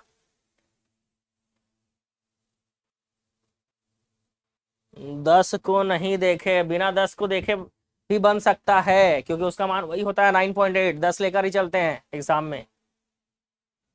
जो भी लोग 200 जूल बता रहे हो गलत, ग्रेविटी के विपरीत काम हो रहा है, और जब ग्रेविटी के विपरीत काम हो तो आंसर आएगा -200। यहां पे आंसर में आपको क्या लगाना होगा, -200 जूल। एक झटका कम था जो दूसरा भी मिल गया, नहीं इस झटके की बहुत जरूरत है। मैं चाहता तो डायरेक्ट आपको आंसर बता सकता था, ठीक है, लेकिन दिमाग खुलना भी थोड़ा सा जरूरी है। ठीक है, दिमाग का खुलना भी बहुत जरूरी है, बताए, इसलिए मजा आता है मेरे को इस तरह से पढ़ाने में। ठीक है, गलत होता है ना तो जिंदगी भर याद रहता है, हाँ ये गलती हुआ था। एक वस्तु पर बल लगाने के बावजूद किया गया कार्य शून्य है, क्यों, कार्य बल आप लगा रहे हो लेकिन फिर भी बल आप 5 न्यूटन का भी लगा रहे हो, फिर भी कार्य शून्य क्यों हो रहा है, क्योंकि आपने विस्थापन को शून्य करके रखा हुआ है। क्योंकि विस्थापन क्या है भाई, क्योंकि विस्थापन, उसका विस्थापन को आप जीरो कर दोगे तो कार्य का मान कितना आ जाएगा, जीरो आ जाएगा। बल आप कुछ भी लगा रहे हो, चलो एक्स लगा रहे हो, एक्स, फिर भी आप जीरो से गुणा करो जीरो ही आएगा। विस्थापन को क्या रखना होगा, शून्य। विस्थापन अगर शून्य हुआ मतलब मैं यहां खड़ा हूं, अब मैं हिली डुली नहीं रहा हूं, आगे ही नहीं जा रहा हूं, तो कार्य शून्य हो जाएगा भाई। विस्थापन मतलब चली गई दूरी। जैसे मैं यहां से वहां चल रहा हूं अभी, ठीक है, अगर मैं यहां से वहां चल रहा हूं, ठीक है, और मेरे पर बाह्य बल आरोपित हो रहा है ना, जिससे मेरा विस्थापन हो रहा है, तो फिर कार्य का मान आएगा।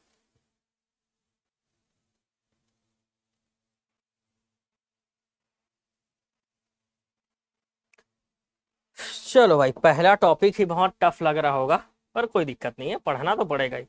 किसी जल विद्युत गृह में विद्युत ऊर्जा में परिवर्तित होने वाली ऊर्जा कौन सी होती है? चार ऑप्शन है आपके पास, बढ़िया मेहनत कीजिए, है ना, सोच समझ कर इसका आंसर दे दीजिए भाई। चार ऑप्शन है आपके पास, आपको दिख रहा होगा। एक है किसी जल विद्युत गृह में, यांत्रिक ऊर्जा है, स्थितिज ऊर्जा है, उष्मीय है, या गतिज ऊर्जा है।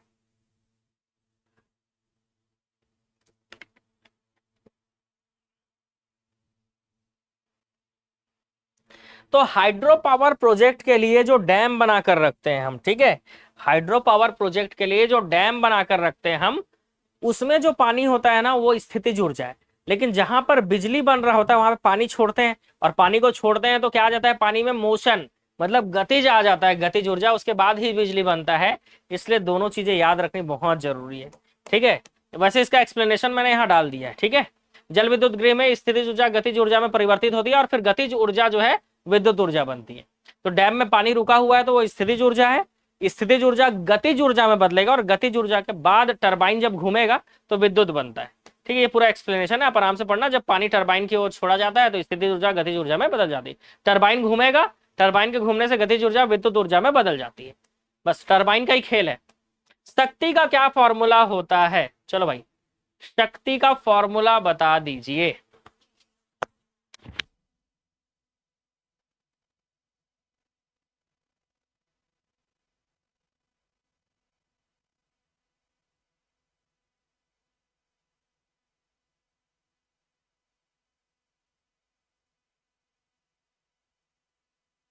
चलो, कार्य करने की दर शक्ति होती है, तो सीधी सी बात है, आंसर क्या हो जाएगा, कार्य बटे समय।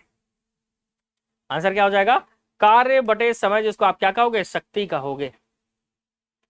स्थिति या आकृति में हुए परिवर्तन के कारण एक वस्तु में निहित ऊर्जा को क्या कहते हैं?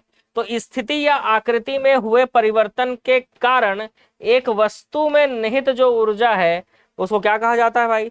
तो उसको स्थितिज ऊर्जा कहा जाता है। स्थिति या आकृति में परिवर्तन होने के कारण स्थितिज ऊर्जा। 5 किलोग्राम और 10 किलोग्राम द्रव्यमान की दो इस्पात की गेंदों को में गतिज ऊर्जा समान है। गतिज ऊर्जा समान है मतलब समझ रहे हो।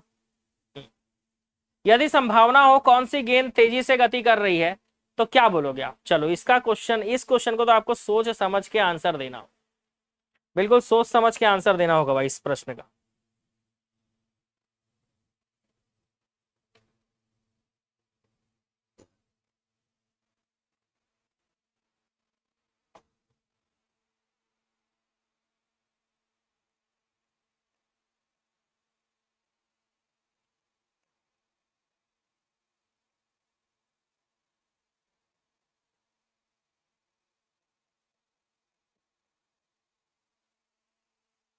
चलो देखते हैं। तो एक गेंद 5 केजी का है और एक गेंद 10 केजी का है, दोनों का काइनेटिक एनर्जी बराबर है, तो सीधी सी बात है इसका वेग ज्यादा होगा तब तो उसके वेग के बराबर आएगा वो। तो सीधी सी बात है जो हल्का है, अगर दोनों में काइनेटिक एनर्जी बराबर है तो जो हल्का है वही तेज चल रहा है। क्यों तेज चल रहा है? क्योंकि इसका वेग ज्यादा होगा तब तो ये इसके काइनेटिक एनर्जी के बराबर हो पाएगा। इस काइनेटिक एनर्जी का जो भी मान आए, इन दोनों का काइनेटिक एनर्जी बराबर है, तो सीधी सी बात है इसमें द्रव्यमान ज्यादा है तो वेग कम होगा। सीधी सी बात है द्रव्यमान ज्यादा है तो वेग का मान कम होगा, तभी तो यहां पर द्रव्यमान कम है तो वेग ज्यादा होगा, तब तो वैल्यू बराबर होगा ना भाई। तो इससे समझ में आता है, ठीक है।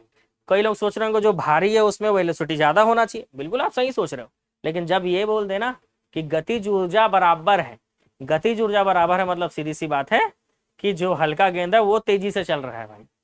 ठीक है, बहुत सारे लोगों का सही हुआ है लेकिन बहुत सारे लोगों का गलत भी हुआ है। ऑप्शन बी सही है। जब किसी बंदूक से गोली चलाई जाती है तो इसकी संभावित ऊर्जा किसमें स्थितिज ऊर्जा किसमें बदल जाती है? तो बंदूक से गोली चला रहे हो, वहां पे स्थितिज ऊर्जा है, गोली मोशन में आ जाता है, और मोशन में आ जाता है तो स्थितिज ऊर्जा किसमें बदल जाती है? स्थितिज ऊर्जा गतिज ऊर्जा में बदल जाती है। स्थितिज ऊर्जा किसमें बदल जाती है भाई? तो गतिज ऊर्जा में बदल जाती है। एक खींचे हुए धनुष से तीर छोड़ते समय, है ना, धनुष से आप तीर खींच रहे हो, हाँ चलो, धनुष ऐसे ऐसे ऐसे भाई, धनुष से तीर खींच के रखे हो, जैसे ही आप छोड़ोगे तो क्या होगा? तीर मोशन में आ जाएगा, मोशन में आ जाएगा तो आंसर क्या आएगा? गतिज ऊर्जा। एक लड़का 120 न्यूटन भार के एक बक्से को, अब देखो यहां पर न्यूटन में दिया हुआ है, मतलब यहाँ पे एफ का फोर्स का मान दिया हुआ है। एक बक्से को 2 मीटर की ऊंचाई तक उठाता है, मतलब डिस्प्लेसमेंट भी दिया हुआ है 2 मीटर, एस का मान भी दिया हुआ है कितना? 2 मीटर आपको दिया हुआ है। तो उसके द्वारा किया गया कार्य क्या होगा?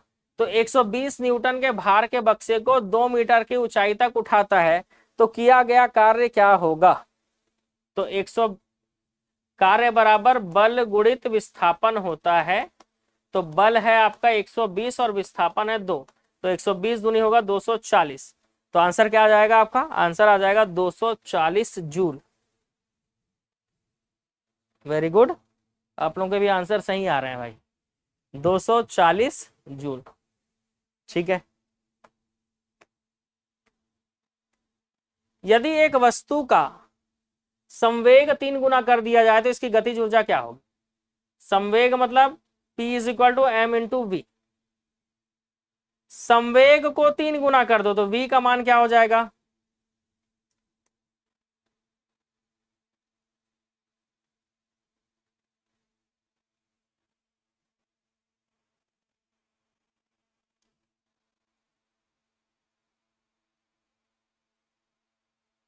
चलो बनाओ यार।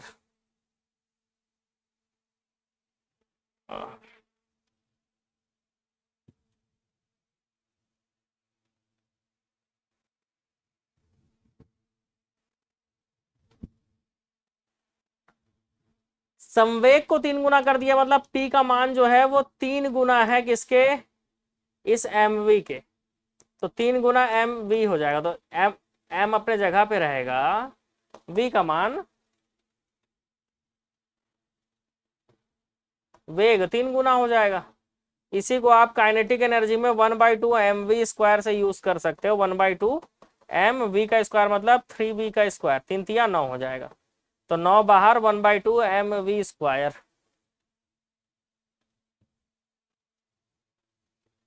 मूल मान का 9 गुना हो जाएगा। Very good. इसके अलावा एक फॉर्मूला भी होता है, बताता हूं, डायरेक्ट भी बना सकते थे। काइनेटिक एनर्जी बराबर होता है P² बाई 2m। संवेग का मान क्या बोल रहा है कि 3 गुना कर दिया है, तो P का मान 3P कर दोगे ना, तो 3P का स्क्वायर बराबर 2m हो जाएगा, 3 तिया 9, 9P बाई 2m। तो P बाई 2m अपने जगह पे क्या एक्स्ट्रा दिख रहा है? तो एक्स्ट्रा दिख रहा है 9। तो ये इसका डायरेक्ट फॉर्मूला है, याद रहेगा तो अच्छी बात है, बन जाएगा एग्जाम में क्वेश्चन। काइनेटिक एनर्जी और संवेग के बीच का संबंध है। इनमें से कौन सा स्थितिज ऊर्जा का उदाहरण नहीं है? एक बांध में संचित किया गया जल, एक संकुचित जल स्रोत, एक उठाया गया हथौड़ा और एक बहता हुआ जल। देखो बहता हुआ जल मोशन में है, तो सीधी सी बात है इसमें स्थितिज ऊर्जा नहीं होगा। Option D. ओके,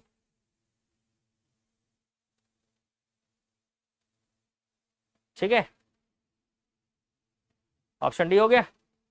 चलो, निम्न में से कौन अधिक काम कर सकता है? ठीक है, इसमें से कौन अधिक काम कर सकता है? एक घूमता हुआ पहिया, एक बंदूक की एक चलती हुई गोली, गतिशील पत्थर, या एक उठाया हुआ हथौड़ा। चलो भाई, इनमें से कौन अधिक काम कर सकता है?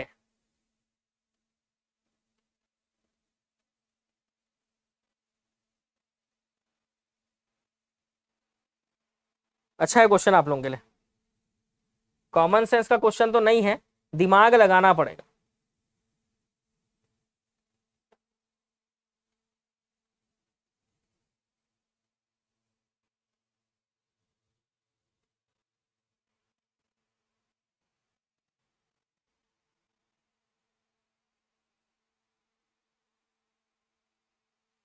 ठीक है, बंदूक की चलती हुई गोली जो है वो ज्यादा अधिक काम कर सकती है ना, अधिक काम कर सकती है। गतिज ऊर्जा और स्थितिज ऊर्जा को सम्मिलित रूप से क्या कहा जाता है? थोड़ी देर पहले बताया हूं, है ना, क्या बताया हूं कि गतिज ऊर्जा और स्थितिज ऊर्जा को सम्मिलित रूप से यांत्रिक ऊर्जा कहा जाता है। कार्य करने में मानव शरीर द्वारा प्रयुक्त ऊर्जा को क्या कहते हैं? तो मानव शरीर में पहले से कौन सा ऊर्जा होता है भाई? तो मानव शरीर में जो संचित ऊर्जा है उसको हम स्थितिज ऊर्जा कहते हैं। जो काम कर करके मानव शरीर द्वारा प्रयुक्त ऊर्जा को स्थितिज ऊर्जा कहते हैं, क्योंकि काम करने से वो स्थितिज ऊर्जा फिर धीरे धीरे वही उसी एनर्जी का प्रयोग करके हम काम करते हैं, है ना भाई। चलो आगे बढ़े। एक प्रयुक्त बल तथा पिंड का विस्थापन एक दूसरे से 90 डिग्री पर बनता हो तो किया गया कार्य है।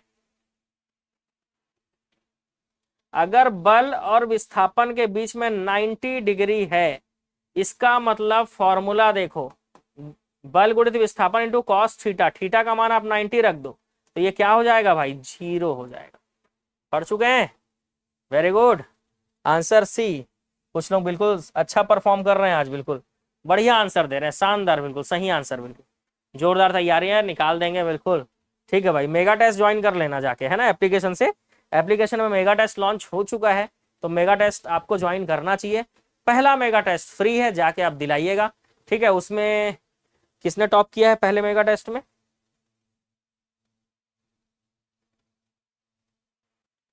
जब तक आप दूसरा आंसर लो तब तक मैं बताता हूँ, है ना। इसका आंसर लीजिए जब तक मैं बताता हूँ।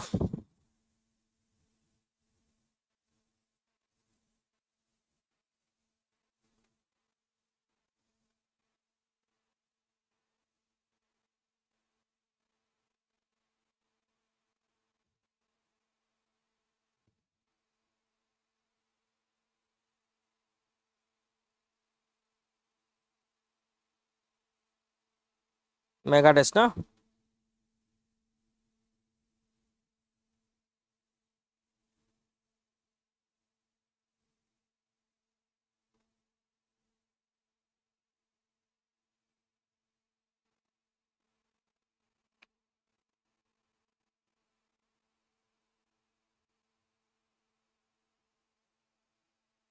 दीक्षा 85 नंबर है ना, उसके बाद अमर वर्मा का है second 65.75, Damini Sahu third number पे है 63.25, है ना। जो पहला मेगा टेस्ट हुआ था उसके 3 ये हैं। बाकी लोगों के भी नंबर हैं, देख सकते हो आप, देखना हो तो बताओ, दिखा देता हूँ, दिखा दूं?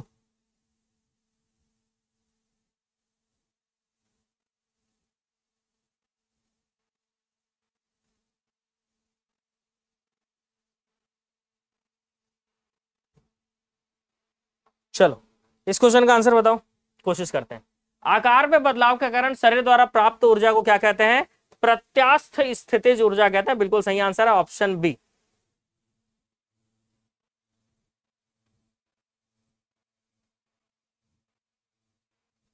तो आप लोग जो है जाके टेस्ट दिला लेना, ठीक है।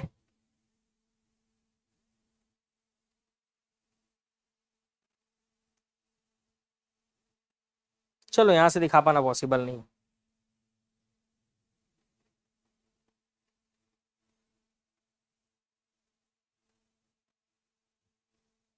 पर दिखाना तो पड़ेगा ही।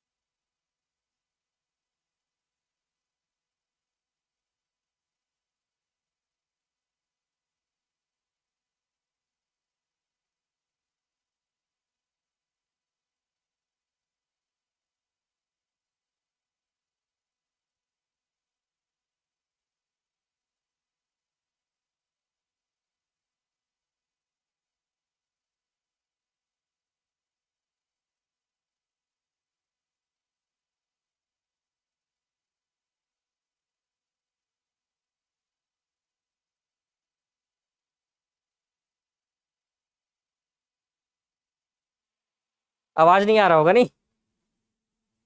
चलो देखो, ये परिचारक का मेगा टेस्ट है। अब तक 138 लोग दिला चुके हैं, बाकी लोगों को पता नहीं है, दिला लेना भाई, ठीक है, दिला लेना जाके। परिचारक का मेगा टेस्ट पहला फ्री है। उसके बाद आप इसमें आगे बढ़ोगे ना, तो यहाँ पे दिखेगा आपको, देखो यहाँ से दिखता है स्टूडेंट नेम, मार्क्स, ग्रेड और रैंक। तो रैंक दिख रहा है आपको, पहला रैंक जो है इसका है दीक्षा का है, सेकंड अमर वर्मा का है, थर्ड दामिनी साहू का है, और फोर्थ नीलिमा साहू, फिर रेणु साहू पांचवा। ये कैसा हो रहा है भाई, ये साहू ही साहू लोग कैसे दिख रहे हैं, क्यों भाई?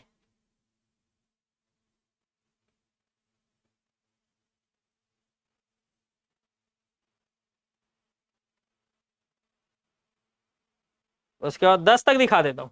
संतोष कुमार का छठवा है, प्रांजल साहू सातवां, जानकी साहू आठवां, सोनू साहू नौवां। ये साहू लोगों को ज्यादा चाहिए होता है लग रहा है टेस्ट सीरीज। और ये विकास कुमार राठौर का 10वां। ठीक है, तो इतने लोग जो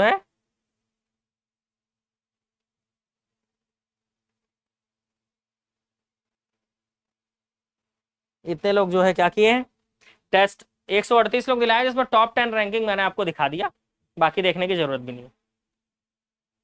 चलो, आकार में बदलाव के कारण शरीर द्वारा प्राप्त ऊर्जा को क्या कहते हैं?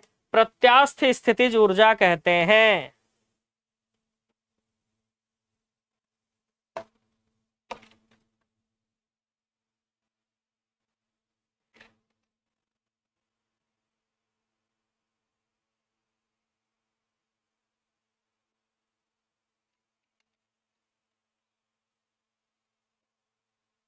ठीक है, चलो आगे बढ़ेंगे। 1 किलोवाट आवर किसके बराबर होता है? तो ये होता है, जल्दी बताओ आंसर, 1 किलोवाट आवर किसके बराबर होता है? आंसर बता दो जल्दी से। चलो, उसमें से कुछ लोग लाइव भी हैं मतलब। ठीक, 1 किलोवाट आवर बराबर क्या? 36 गुणित 10 की घात 5, 36 गुणित 10 की घात 3, 36 गुणित 10 की घात -5, या इनमें से कोई नहीं। तो आंसर क्या होगा? 36 गुणित 10 की घात 5 जूल। ठीक है, हाँ, पहला वाला फ्री है, तो ऐसा मत सोचना कि बाकी सब फ्री है, पहला फ्री है, दिलाओ, बढ़िया टेस्ट करो अपने आप को, अच्छा लगे तो ज्वाइन कर लेगा। ठीक है,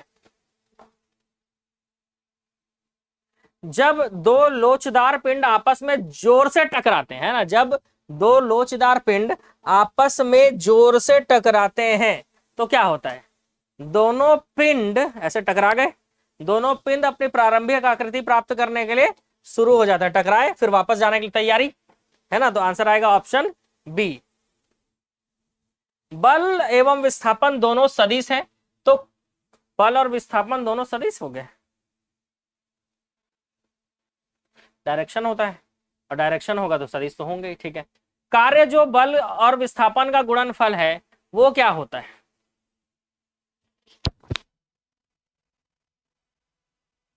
बल और विस्थापन दोनों सदिश हैं, क्वेश्चन आपके सामने है। तो कार्य जो बल और विस्थापन का गुणनफल होता है वो सदिश होगा, अदिश होगा, ना तो सदिश होगा, ना तो अदिश होगा, या केवल संख्या है? अदिश होता है, वेरी गुड। कार्य एक अदिश राशि है, याद रखना, कार्य एक अदिश राशि है, ऊर्जा एक अदिश राशि है। किसी पिंड का गतिज ऊर्जा 4 गुना हो गई तो संवेग का मान क्या होगा? तो अगर मान लो काइनेटिक एनर्जी बराबर होता है p²/2m, ठीक है, और गतिज ऊर्जा 4 गुना हो गया, मतलब काइनेटिक एनर्जी का मान कितना हो गया? 4 हो गया। ठीक है, तो संवेग का मान कितना हो जाएगा? 2m को इधर भेजो, तो kinetic energy into 2m is equal to p²। अब स्क्वायर इधर आएगा तो अंडर रूट में हो जाएगा kinetic energy into 2m is equal to p। ये फॉर्मूला निकल के आ रहा है आपका, है ना, मतलब p बराबर हो जा रहा है अंडर रूट में काइनेटिक एनर्जी, है ना, अंडर रूट में काइनेटिक एनर्जी और अंडर रूट में 2m। तो ऐसा हमको दिखना चाहिए। चलो, काइनेटिक एनर्जी को 4 गुना कर दो तो अंडर रूट में 4 kinetic energy into under root 2m आ जाएगा। 4 बाहर निकलेगा तो आ जाएगा क्या? 2 अंडर रूट काइनेटिक एनर्जी और अंडर रूट 2m। तो यहां पर ये देखो, ये सेम इसके जैसा है, मतलब वहां पर आप उसको संवेग लिख सकते हो। तो क्या हुआ यहाँ पे क्या आया? बाहर निकलकर 2 आया। तो सीधी सी बात है, आंसर क्या होगा? प्रारंभिक मान से 2 गुना हो जाएगा। तो संवेग का फॉर्मूला हमने कुछ इस तरह से डिराइव कर लिया, और काइनेटिक एनर्जी गतिज ऊर्जा 4 गुना है बोल दिया, तो गतिज ऊर्जा को आपने 4 गुना कर दिया, तो रूट से वो 4 बाहर आएगा तो 2 आ जाएगा, तो सीधी सी बात है वो मान कितना आ जाएगा, 2 गुना आ जाएगा। बहुत सारे लोग ए आंसर बोल रहे हो, गलत। बहुत सारे लोग आंसर क्या बोल रहे थे भाई, ए, जो कि एक गलत आंसर है। ठीक है, सही कैसे होगा बता दिया मैंने, सॉल्यूशन है ना, सॉल्यूशन मैंने बता दिया आपको।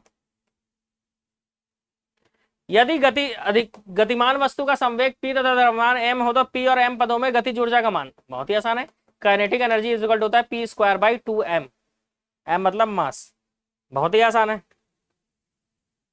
सीधा फॉर्मूला पूछ दिया, आंसर देख लो, p स्क्वायर बाई 2m। ये तो इतने देर से पढ़ा ही रहा हूं आपको। एक हल्के एवं एक भारी पिंड की गतिज ऊर्जा समान है, किसका संवेग अधिक होगा?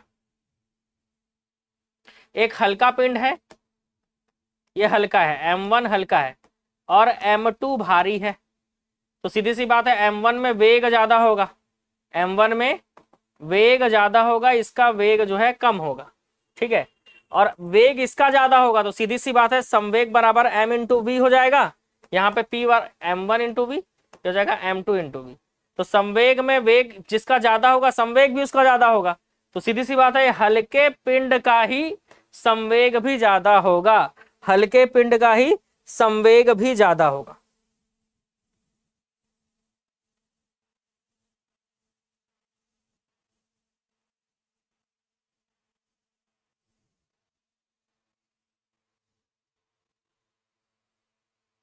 अरे सॉरी, इसमें पूछा कुछ और है, इसमें वेग जो है वैसा नहीं पूछा है, सुधारते हैं थोड़ा सा, है ना, ऑप्शन बी नहीं आएगा भाई, मेरा देखकर आंसर बी मत मारो, मैं क्वेश्चन थोड़ा जल्दी में पढ़ लिया, जल्दबाजी में। यहां पर बोल रहा है गतिज ऊर्जा बराबर है, मतलब पहला काइनेटिक एनर्जी और दूसरा काइनेटिक एनर्जी बराबर है, पहला और दूसरे का दोनों का काइनेटिक एनर्जी तो बराबर है भाई। संवेग तो हल्के पिंड का संवेग हो गया मान लो mv1, ठीक है, और भारी पिंड का संवेग हो गया mv2। ठीक है, तो अगर गतिज ऊर्जा समान है, ठीक है, गतिज ऊर्जा समान है तो किसका संवेग अधिक होगा, मतलब किसका संवेग अधिक होगा?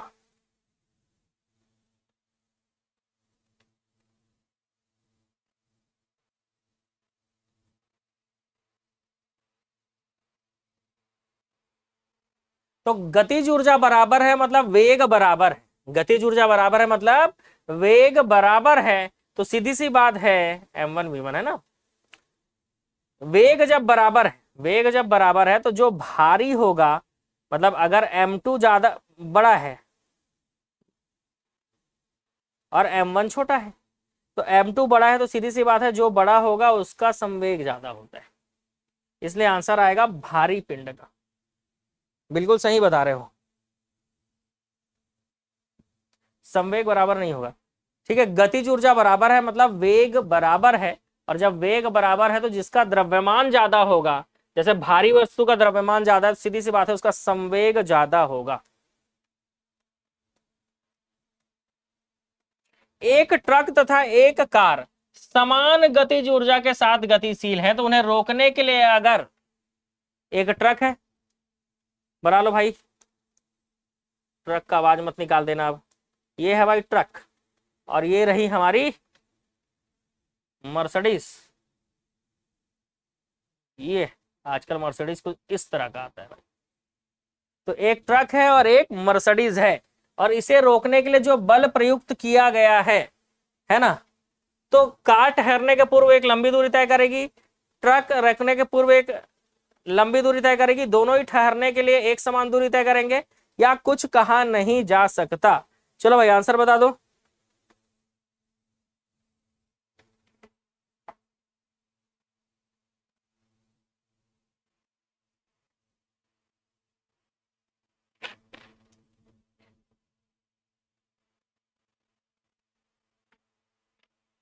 क्वेश्चन पूरा कराऊंगा यूट्यूब पे, चिंता मत करो, पर पीडीएफ एप्लीकेशन से ही मिलेगा। और एप्लीकेशन से मिलने का मतलब साफ साफ आप जानते ही हो कि वहां जाके 199 रुपये देना होगा। एक ट्रक तथा एक कार समान गतिज ऊर्जा के साथ गतिशील है, उन्हें रोकने के लिए अगर बल प्रयुक्त किया गया तो याद रखना दोनों ही ठहरने के लिए, अगर गतिज ऊर्जा सेम है तो दोनों ही ठहरने के लिए एक समान दूरी तय करेंगे। ऑप्शन सी, क्योंकि गतिज ऊर्जा समान है, वेग एक समान है। तेज गति से आने वाली क्रिकेट गेंद को पकड़ते समय क्षेत्र रक्षक, कीपर, क्षेत्र रक्षक मतलब कीपर, अपनी बाहों को पीछे की ओर खींचता है। क्यों? क्योंकि इससे वो लंबे समय तक कम बल का अनुभव करता है। अब ऐसे हाथ रखे हो, आएगा गेंद आएगा, कितना जोर से लगेगा, और उसी को पकड़ते हुए बिल्कुल पीछे करोगे तो ताकत कम, गेंद का ताकत कम महसूस होगा ना, लंबे समय तक कम बल का अनुभव करता है। जब आप एक कॉइल स्प्रिंग को कंप्रेस करते हैं, ठीक है, ये कॉइल स्प्रिंग है, इसको आप ऐसे दबा दिए, ऐसा बिल्कुल दबा दिए, तो इसमें प्रत्यास्थ स्थितिज ऊर्जा कैसी होगी? शून्य होगी, अपरिवर्तित होगी, बढ़ेगी या घटेगी? बता दो भाई, बढ़ेगी या घटेगी? शून्य होगा नहीं, अपरिवर्तित होगा नहीं। शून्य तो हो नहीं सकता और अपरिवर्तित भी नहीं हो सकता है।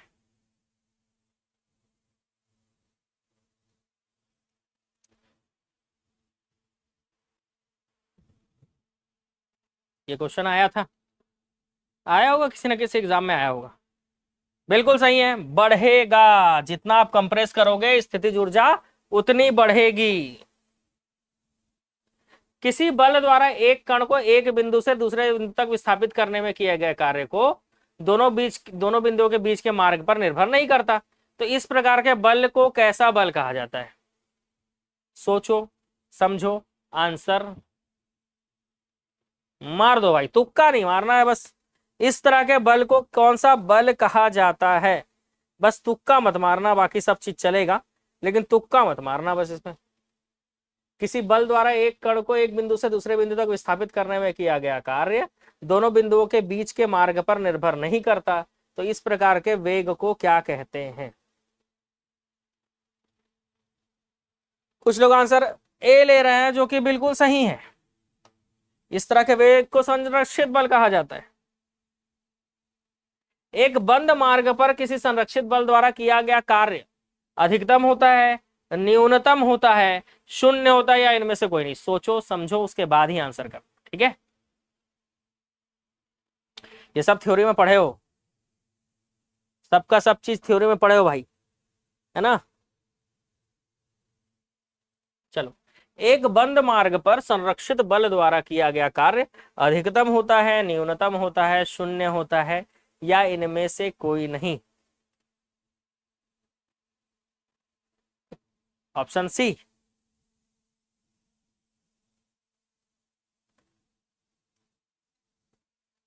ऑप्शन बी होगा, न्यूनतम होता है। याद रखिएगा, कम होता है, न्यूनतम। 14 किलोग्राम द्रव्यमान 28 मीटर पर सेकंड के वेग से एक पिंड का संवेग कितना होगा? तो संवेग बराबर होता है द्रव्यमान गुणित वेग। द्रव्यमान 14 केजी है और वेग है 28 मीटर पर सेकेंड, गुणा कर दोगे तो आ जाएगा 392 केजी मीटर पर सेकेंड। तो आंसर आ गया संवेग का 392 केजी मीटर पर सेकेंड। कितना आसान क्वेश्चन है, आहा, मजा आ जाए। बिल्कुल इसी तरह का क्वेश्चन आया एग्जाम में। रॉकेट कौन से संरक्षण सिद्धांत पर कार्य करता है? तो आप जानते हो, जल्दी बताओ। पहले आप लोग आंसर दीजिए, फिर मैं आंसर देता हूं भाई।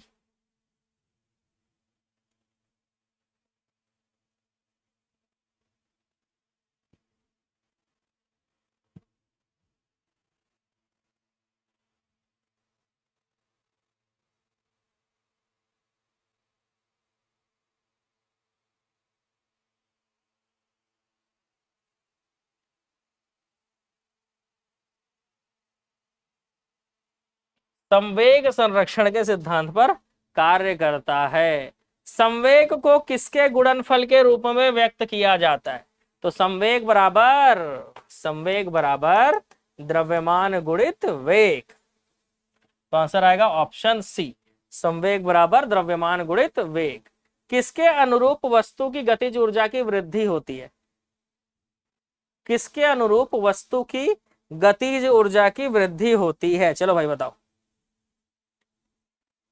वस्तु का गतिज ऊर्जा कब बढ़ेगा? तो काइनेटिक एनर्जी का फॉर्मूला होता है 1/2 mv²।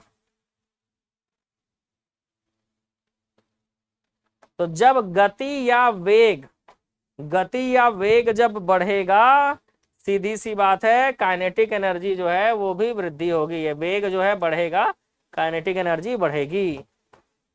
नेक्स्ट क्वेश्चन, आपेक्षिता का सिद्धांत इसमें से किस वैज्ञानिक ने प्रस्तुत किया? ये थ्योरी में भी है, थ्योरी में पढ़ते हैं ना इसके बारे में कि आपेक्षिता का सिद्धांत किसने दिया है। ठीक है, इसी को और क्या कहा जाता है भाई? तो इसी को अपेक्षिता का सिद्धांत कहा जाता है। इसी को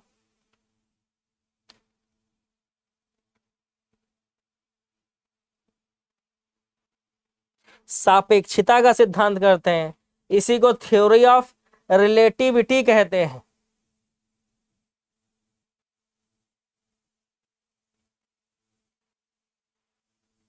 इसी को थ्योरी ऑफ रिलेटिविटी कहते हैं। आंसर है एल्बर्ट आइंस्टीन। ठीक है, आंसर क्या है? Albert Einstein.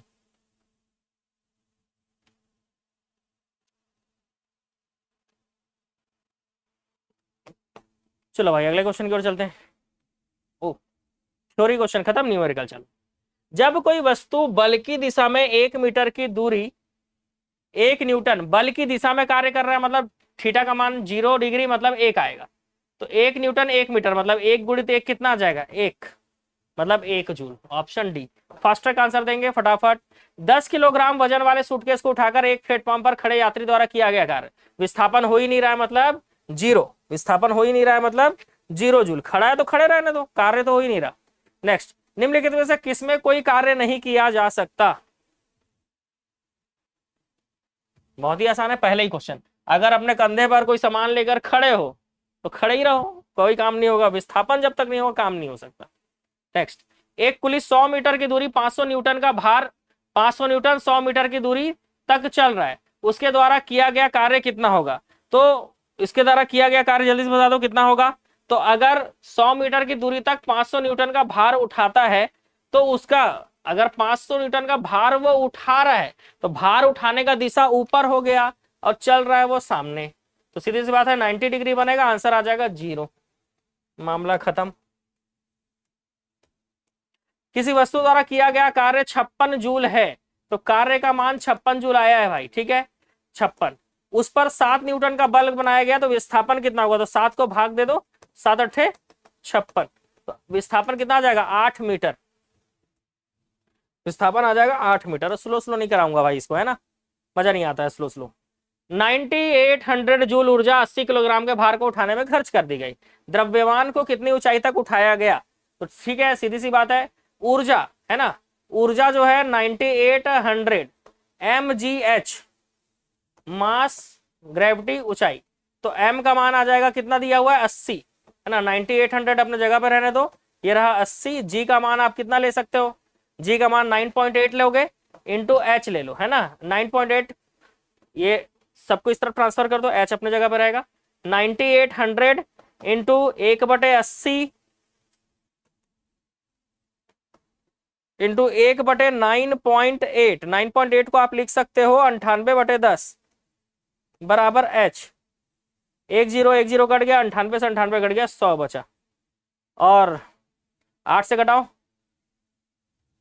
8 एकम 8, 2 बचा, 8 दूनी 16, 12.5 मीटर। आंसर आ गया आपका ऑप्शन सी, 12.5 मीटर। ठीक है, फॉर्मूला रखो, डायरेक्ट हो जाएगा। टाइप 2, एक वस्तु की गतिज ऊर्जा इसके प्रारंभिक मान का 256 गुना हो जाती है तो नया रेखीय संवेग क्या होगा? तो रेखीय संवेग निकालने बोल रहा है, काइनेटिक एनर्जी बराबर होता है p² = 2। यहां पर बोल रहा है कि गतिज ऊर्जा जो है वो 256 गुना हो जा रही है, तो गतिज ऊर्जा हो जा रहा है 256 ke, है ना। और 2m को इधर भेज दोगे तो इंटू 2m हो जाएगा, और ये हो जाएगा p²। इसको इस तरफ भेजो तो अंडर रूट हो जाएगा 256 256 के ई is equal to 2m into 2m। 256 का रूट कर दो तो कितना आता है, तो 256 का रूट करोगे तो वो आ जाएगा 16 के E into 2m under root में ना, 16 बाहर निकल जाएगा। अब 2m को उधर भेज दो, रूट को उधर भेजो पहले। इतना लंबा चौड़ा फार्मूला लिख ही गया रहे, हम डायरेक्ट बना लेते हैं ना, है ना। p का मान डायरेक्ट अंडर रूट में K E into kinetic energy into under root 2m। Kinetic energy 256 गुना हो गया, 256 के ई लिख दो, ठीक है, इंटू अंडर रूट 2m। 256 का बाहर निकालो 16 आ जाएगा, ये अंडर रूट के E into under root 2m। तो कितना गुना हो गया भाई, 16 गुना हो गया। इतना मेहनत कर रहे थे जबरदस्ती का, अब इतना देर तक तो हो गया, फॉर्मूला तो बना ही लिए। तो आंसर आएगा ऑप्शन बी 16 गुना। अब मेरे को सॉल्व करके बताना पड़ रहा है इसलिए टाइम लग रहा है, नहीं तो देख के बता सकता हूँ ये सबका आंसर। आपके लिए सॉल्व कर रहा हूं बस। द्रव्यमान m के साथ चलते हुई वस्तु की गतिज ऊर्जा E के का मूल्य क्या होगा यदि इसकी गति को v से बढ़ाकर 2 v कर दिया गया। तो 2 बढ़ा देंगे, v को 2 v कर देंगे तो 1/2m v स्क्वायर। तो v के जगह पर 2v कर दिया तो 2 दूनी क्या हो जाएगा 4, 1/2 mv स्क्वायर। तो ये 4 के ई हो जाएगा ना, 1/2 mv स्क्वायर क्या हो जाता है के ई होता है, काइनेटिक एनर्जी हो जाता है। सीधी सी बात है, यही हो जाएगा ना, 4 गुना हो जाएगा।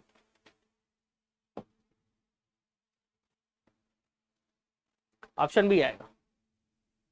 2 किलोग्राम द्रव्यमान वाली एक वस्तु को ऊपर की ओर 20 मीटर पर सेकंड प्रारंभिक वेग से फेंका जाता है। 2 सेकंड बाद उसकी गतिज ऊर्जा क्या होगी जब ऊपर फेंक रहे हैं, ठीक है, जब क्या कर रहे हैं भाई ऊपर फेंक रहे हैं, 2 सेकंड बाद उसकी गतिज ऊर्जा क्या होगी। चलो बना लेते हैं।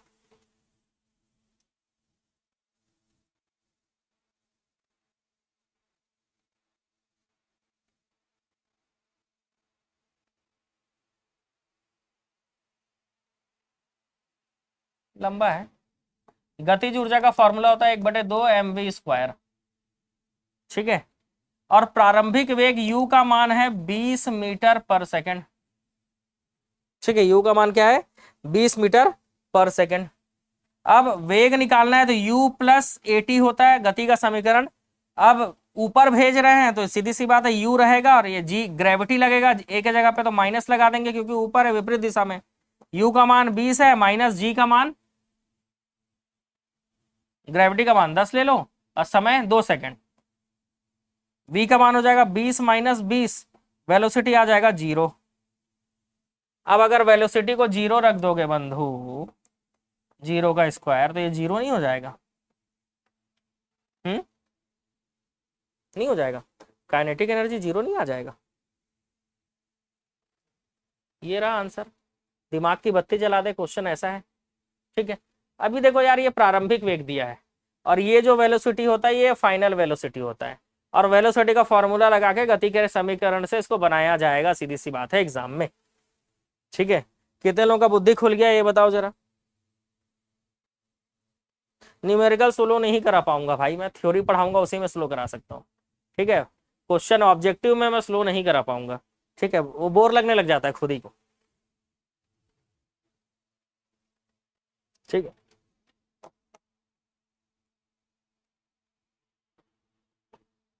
जीरो 0.5 किलोग्राम द्रव्यमान का एक घन चिकनी सतह पर 2 मीटर पर सेकंड की गति से चल रहा है। वह 1 किलोग्राम की एक स्थिर अन्य वस्तु से टकराता है और दोनों एकल वस्तु के रूप में साथ में आगे बढ़ते हैं। तो टकराव के द्वारा जो ऊर्जा की क्षति होगी वो उसका मान कितना आएगा। तो ये आपका होमवर्क है भाई, ये वाला क्वेश्चन स्क्रीनशॉट ले लो, ठीक है।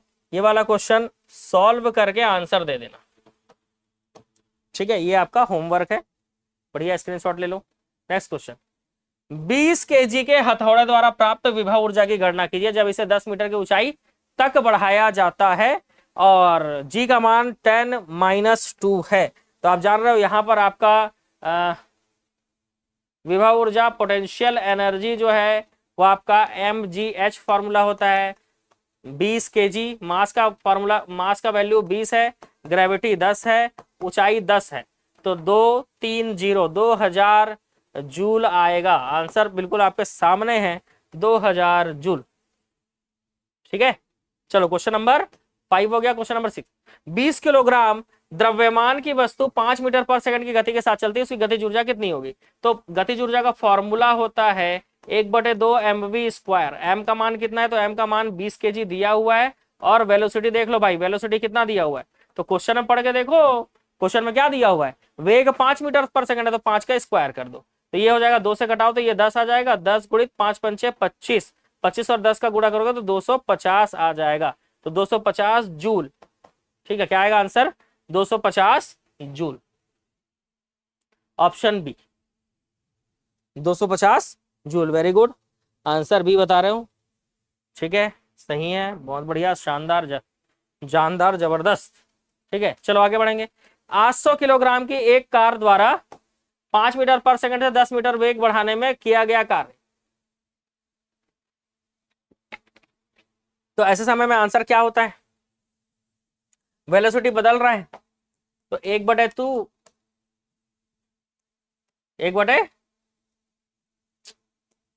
m v2 का स्क्वायर माइनस v1 का स्क्वायर करना होता है। आप जान रहे हो इस सब चीज के लिए, है ना? ये सब चीज के लिए ये फॉर्मूला निकालना होता है कि कार्य बराबर क्या होगा। तो कार्य बराबर लिख देता हूं, चलो, गतिज ऊर्जा में परिवर्तन, गतिज ऊर्जा में परिवर्तन। ये फॉर्मूला रेयर आता है एग्जाम में। मास 800 kg दिया हुआ है और v2 का मान 10 स्क्वायर माइनस 5 का स्क्वायर बना लेते हैं, ये 400 हो जाएगा। 10 का स्क्वायर 100, 5 का स्क्वायर 25, 400 गुणित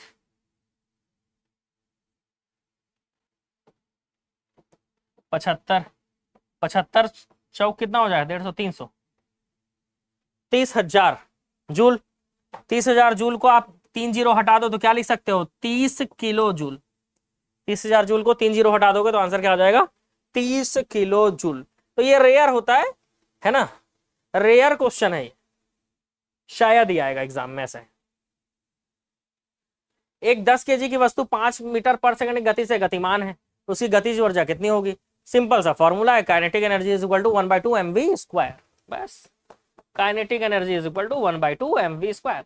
मास मतलब द्रव्यमान, 10 kg रख दो, वेलोसिटी 5 है, तो 1/2 गुणित 10, वेलोसिटी 5 है, तो 5 का स्क्वायर। ठीक है, तो ये कितना हो जाएगा? इसको घटाओगे तो 5 आएगा, 5 पंचे 25, 25 पंचे 125, 125 जूल। आंसर कितना आ जाएगा? 125 जूल। मजा आ रहा है ना? देखो, ऑब्जेक्टिव को फास्ट ट्रैक बनाने का मजा ही अलग है, बताए। 70 kg के भार को उठाने के लिए 9800 जूल की ऊर्जा का प्रयोग किया गया। भार को कितनी ऊंचाई तक उठाया गया है?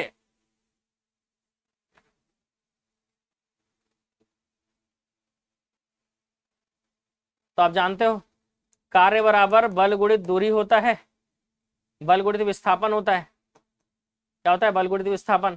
और कार्य मतलब वो जो ऊर्जा खर्च हो रहा है 9800 जूल। बल जो है, बल का मान 70 kg नहीं होगा, क्योंकि बल को आप मास इंटू ग्रेविटी लोगे, क्योंकि ऊपर उठा रहे हो तो ग्रेविटी ले सकते हैं। मास आ जाएगा आपका 70 kg, ग्रेविटी 9.8, और विस्थापन आपको निकालना है जितना ऊंचाई है, या mgh से भी बना सकते थे, है ना? अब 70 भी उधर जाएगा, 9.8 भी उधर जाएगा, तो 9800 इंटू 70 इंटू 10/98, 1/70 होगा। 9.8 है यार, उसको 98/10 लिख सकते हैं, क्योंकि, है ना, ये एक जीरो से एक जीरो कट गया, 98 से 98 कट जाएगा, तो ये 100 बचेगा। 100 डिवाइडेड बाई 7,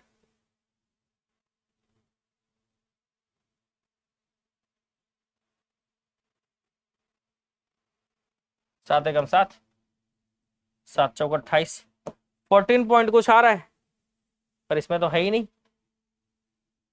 तो फिर कैसे बनेगा?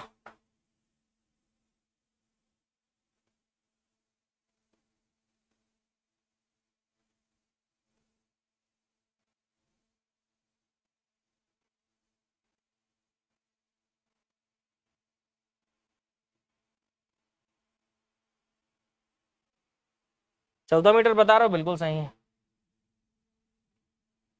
हाँ, ये भी कर सकते हो। ग्रेविटी को आप 10 ले लिया, 0 0 0 0 कट गया, 98/7 किए तो 7 एकम 7, 7 चौको 28, 14 मीटर। ठीक, ग्रेविटी को 10 लेके बना लिए हो ना, ठीक है, बना सकते हैं, अब एग्जाम में इतना तो कर ही सकते हैं। आंसर नहीं आ रहा है तो ग्रेविटी 10 ले लो। एक व्यक्ति 20 केजी के सामान को जमीन से 2 मीटर ऊपर उठाकर सिर पर रखता है, उसके द्वारा कार्य क्या होगा अगर ग्रेविटी जो है 10 मीटर पर सेकेंड है। तो क्वेश्चन नंबर 10 भी आप आसानी से बना सकते हो, बिल्कुल, है ना भाई।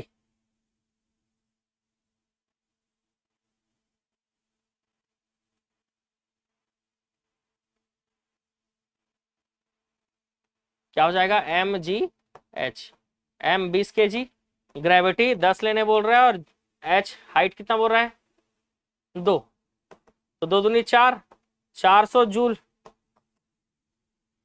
ठीक है, आप लोग भी 400 जूल बता रहे हो, बहुत बढ़िया।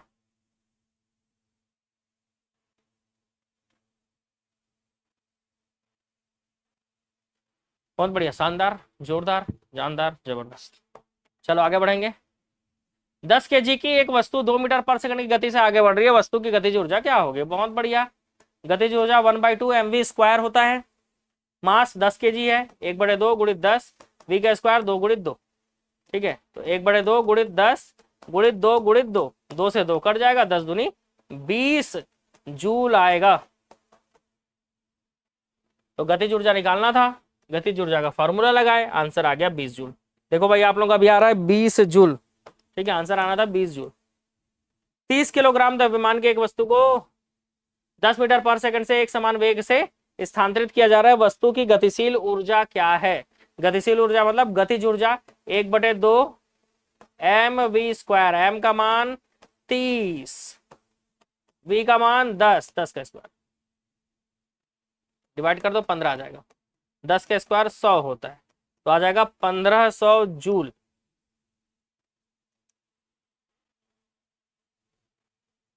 कितना आंसर, 1500 जूल। यदि एक वस्तु का वेग इसके शुरुआती वेग से दोगुना हो जाता है तो गतिज ऊर्जा में कितने, 1/2 mv², v के जगह 2v रख दोगे तो 2 दूनी कितना हो जाएगा 4, 4 बराबर 1/2 mv²। ये काइनेटिक एनर्जी का फॉर्मूला होता है, तो कितना गुना हो जाएगा, 4 गुना हो जाएगा। कितना, 4 गुना हो जाएगा। ऑप्शन ए, 13th का ऑप्शन ए है ना, गलत। ये 4 गुना तो हो जाएगा, लेकिन इसमें बोला है कितने गुना हो जाएगा, नहीं बोला है कितने गुना वृद्धि हो जाती है बोल रहा है। तो 1 गुना तो वो अपने पास ही रखेगा ना, तो 3 गुना की वृद्धि हो रही है। 1/2 mv² से हो गया 4, 4 × 1/2 mv², तो इससे कितना बढ़ा, ये इससे कितना बढ़ा, तो इसके आगे कुछ नहीं है, तो इसके आगे कितना है, 1 है, नहीं है तो कुछ, तो 1 से 4 हो गया, मतलब 3 गुना की वृद्धि हुई है। वृद्धि कितना हुआ पूछा है, तो 3 गुना आंसर होगा। ठीक है, कितने गुना हो गया तब आपका आंसर 4 ले दो। तो जल्दबाजी में ऐसा गलती भी आपसे हो सकता है। ठीक है, तो ये इसको ध्यान रखेंगे। आगे मामला समझ में। अब आंसर डिलीट करने से थोड़ी ना होगा भाई, आप लोग आंसर दे चुके हो 4 गुना। मैं तो देखना चाह रहा था कि कोई तो 3 गुना बोले, लेकिन कोई नहीं बोला, नहीं हर कोई 4 गुना आंसर लिया। क्यों, क्योंकि आपने क्वेश्चन पे ध्यान नहीं दिया। क्वेश्चन कितने गुना बढ़ गया पूछ रहा है, ना कि कितना गुना हो गया ये पूछ रहा है। कितने गुना बढ़ गया पूछ रहा है, तो बढ़ गया मतलब 3 गुना बढ़ गया। 5 मीटर पर सेकंड की गति से गतिशील 20 केजी वजन वाले वस्तु की गतिज ऊर्जा, बहुत आसान है, 1/2 mv² होता है गतिज ऊर्जा का फॉर्मूला। 1/2 मास आपका 22 केजी है और v है 5 का स्क्वायर, इसको घटा दो, ये 11 आएगा, 5 × 5 = 25, 11 और 25 है ना, 25 से कम 25 के 5, 80 2, 25 से कम 25 और 2 27, 275 जूल।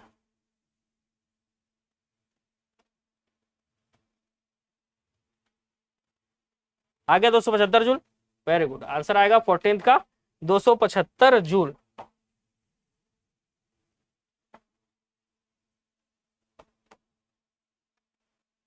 चार मीटर पर सेकंड वेग से के साथ स्थानांतरित होने वाले 0.5 किलोग्राम वजनी गेंद की गतिज ऊर्जा। अब तो निकाल लोगे यार, छोड़ते हैं, बताना ही पड़ेगा। अब मैं डायरेक्ट फॉर्मूले में रख रहा हूं, 1/2 गुणित 5/10 4 चौक 16, घटाओ 2 अट्ठे 16, 5 दूनी 10, 2 से घटाओगे 4 आएगा, आंसर आ रहा है 4, 4 जूल आ रहा है।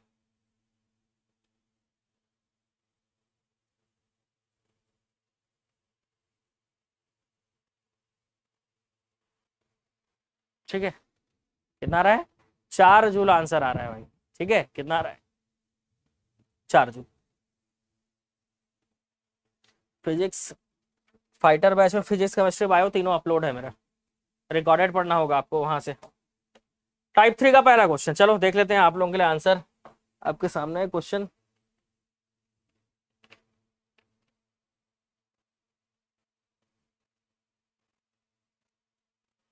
बनाओ भाई टाइप 3 का पहला क्वेश्चन।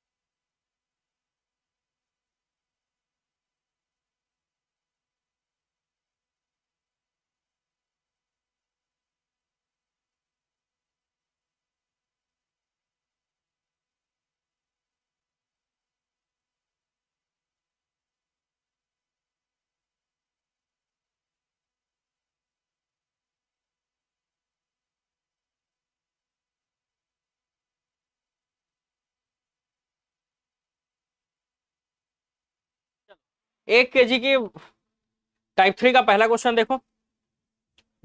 टाइप 3 का पहला क्वेश्चन बोलता है 1 केजी के किसी वस्तु को 10 मीटर ऊंचाई तक उठाया जाता है, गुरुत्व बल के द्वारा किया गया कार्य क्या होगा?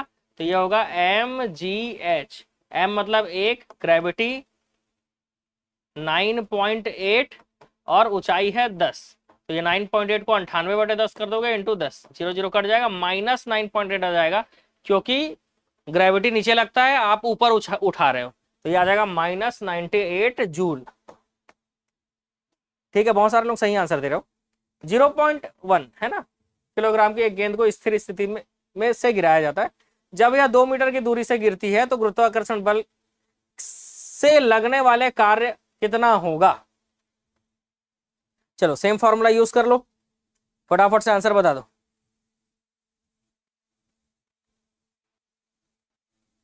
जीरो पॉइंट वन 9.8 इंटू 2, 1/10, 98/10 तो 2, 196/100, 2 जीरो मतलब दशमलव लगेगा 1.96। बहुत ही आसान है। नीचे गिराया जा रहा है तो प्लस में आएगा, नीचे गिर रहा है तो प्लस में आएगा, ऊपर उठा रहे होते तो माइनस में आता, 1.96 जूल हो जाएगा।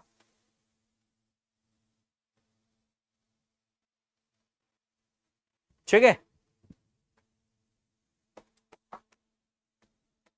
एक लड़की जिसका वजन 200 न्यूटन है एक 200 मीटर के ऊंचे वृक्ष पर चढ़ती है, ग्रेविटी 10 मीटर पर सेकंड है, तो वृक्ष पर चढ़ने के बाद लड़की का द्वारा किया गया कार्य क्या होगा? चलो भाई बता दो। वृक्ष पर चढ़ने के बाद वही है,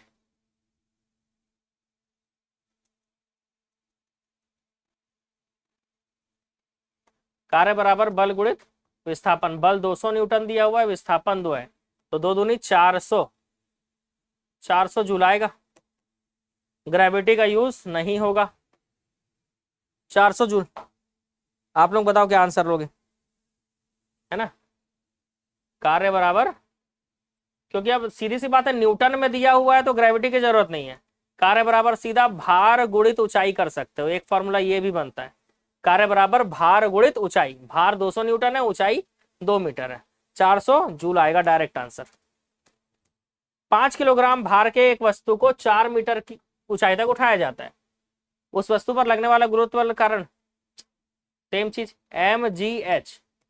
5 kg में दिया है ना तो g लगाना पड़ेगा, g में 10 आएगा, h में 4 आएगा, तो 5 चौक 20, 200 आएगा। लेकिन क्या कर रहे हैं, ऊपर उठा रहे हैं, है ना, ऊपर उठा रहे हैं तो माइनस में आंसर आएगा, नीचे ले जा रहे होते तो प्लस में आता। तो -200 जूल आएगा इसका आंसर। नेक्स्ट, 15 केजी की एक वस्तु जब भूमि से 10 मीटर की ऊंचाई पर हो तब इसमें निहित ऊर्जा क्या होगी? mgh मास 15, g 10, h 10। सीधी सी बात है, 1500 आ रहा है डायरेक्ट, तो 1500 ऊर्जा है ना, जूल आएगा। क्या आएगा? जूल। कितना आएगा? 1500 जूल। ठीक है, न्यूटन नहीं, न्यूटन मतलब बल होता है, गलती से भी न्यूटन में आंसर मत मार देना भाई, न्यूटन मतलब बल, जूल मतलब कार्य ऊर्जा मतलब जूल। 11 केजी की एक वस्तु जब भूमि से 6 मीटर की ऊंचाई पर हो तो उसमें निहित ऊर्जा क्या होगी? फिर से वही mgh, मतलब 11 गुणित g 9.8 इंटू h 6 है, इसको 98/10 कर दो यार, करो कैलकुलेशन, कर लो कैलकुलेशन, कर लो फटाक से। फॉर्मूला लिख दिया है मैंने, 646.8। अच्छा, दशमलव में लिखा है उसी से समझ में आ सकता है, दशमलव में लिखा हुआ है 8 छिक्का 48, मतलब 8 ही आएगा। इससे भी आप समझ सकते हो कि 0.8 आएगा लास्ट में, 646 पूरा कर लो। m द्रव्यमान की एक वस्तु को भू स्तर से 4h की ऊंचाई पर उठाया जाता है, वस्तु की स्थितिज ऊर्जा mgh, वस्तु की स्थितिज ऊर्जा mgh। तो m मतलब m रहेगा, g का मान g, h के जगह पे 4h रहेगा, तो ये हो जाएगा 4 इंटू mgh। ऐसे आसान क्वेश्चन भी आएंगे, अच्छी बात है। Potential energy 4 mgh। थ्योरी पढ़ाऊंगा ना इसका, जो थ्योरी पढ़ाया हूं उसमें आराम से समझाया हूं भाई कि क्वेश्चन कैसे सॉल्व होता है। अभी हम ऑब्जेक्टिव कर रहे हैं, तो एग्जाम में जो स्पीड होना चाहिए मैं वो दिखा रहा हूं आपको कि एग्जाम में इसी स्पीड से बनाना है। एक वस्तु में 20 केजी द्रव्यमान 10 न्यूटन पर केजी के गुरुत्वाकर्षण के साथ 400 जूल की स्थितिज ऊर्जा होती है, तो पोटेंशियल एनर्जी बराबर mgh। पोटेंशियल एनर्जी 400 दिया हुआ है, मास दिया हुआ है 20 केजी और g दिया हुआ है 10 इंटू h दिया, h निकालना है, तो 20 इंटू 10 10 10 10 10 करेगा, 4 दूनी 2 दूनी 4, h का मान आएगा 2 मीटर। h का मान कितना आ जाएगा? क्वेश्चन नंबर 8, h का मान आएगा क्या? 2 मीटर। डायरेक्ट कटा दिया क्या? चलो अच्छे से कटा देता हूं भाई। पोटेंशियल एनर्जी 400 जूल दिया हुआ है, 20 इंटू 10 गुणित h, h अपने जगह पर रहेगा, 400 डिवाइडेड बाई 20 गुणित 10, कटा लो, 400 डिवाइडेड बाई 20 गुणित 10, 0 0 कट जाएगा, 2 से घटाओगे 2 दूनी 4। क्या फास्ट ट्रैक क्वेश्चन बन रहा है नहीं। 15 केजी के हथौड़े को जब 10 मीटर के ऊंचे उठाया जाता है तो प्राप्त स्थितिज ऊर्जा mgh। 15 केजी है, g आपका 10 ले सकते हो, ऊंचाई 10, सीधी सी बात आ जाएगा 1500 जूल। माइनस में लेंगे क्योंकि ऊपर उठा रहे हैं, तो आ जाएगा -1500 जूल। ठीक है, स्थितिज ऊर्जा का फॉर्मूला mgh। जितने देर में मैं आंसर बता रहा हूं सॉल्व करके, उतने देर में आप लोगों का आंसर आ जाना चाहिए भाई। ठीक है, चलो अगले क्वेश्चन की ओर चले।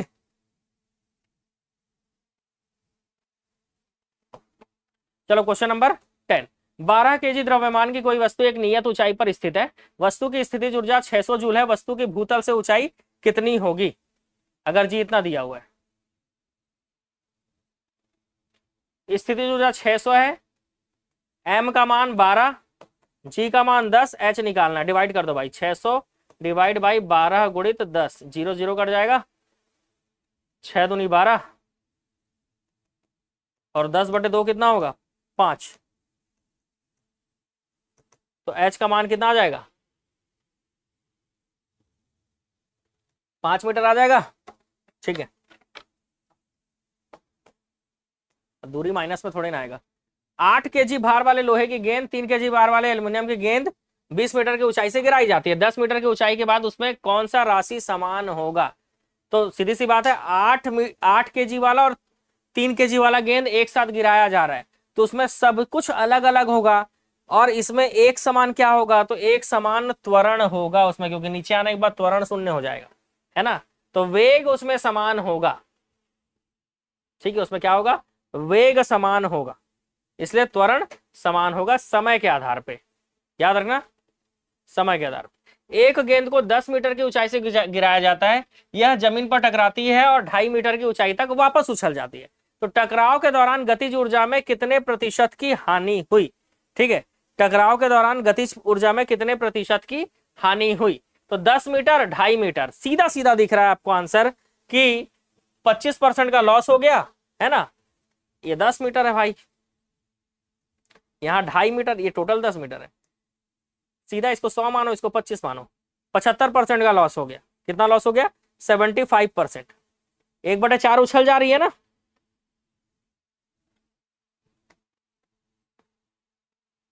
हो गया टाइप 4 से जो क्वेश्चन है ना,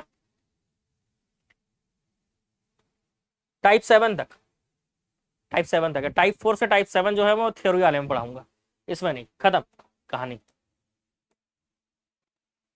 यहीं पे खत्म करते हैं कहानी। काफी क्वेश्चन करा दिया, ठीक है, इसको याद रखना।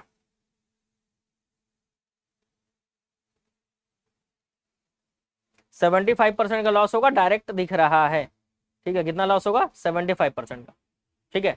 तो यहाँ पर क्लास को खत्म करते हैं ऑब्जेक्टिव के साथ। ये न्यूमेरिकल मिला के मैंने 100 क्वेश्चन आपको, 100 से प्लस ही क्वेश्चन करा दिया आपको, ठीक है। तो जो हमारा 100 क्वेश्चन का टारगेट था वो कंप्लीट।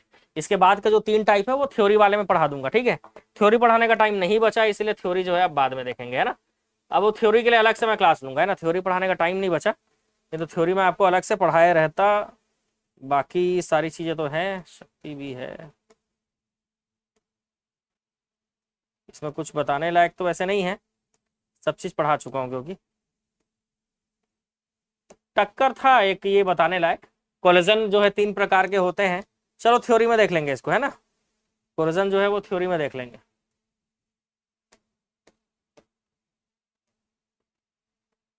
ये था किलोवाट आवर, ये भी देख लो, बस 2 मिनट का काम है, देख लो, है ना। 1 किलोवाट आवर को कैसे चेंज करते हैं, ये बस एक बच गया, यही बच गया था पढ़ाना।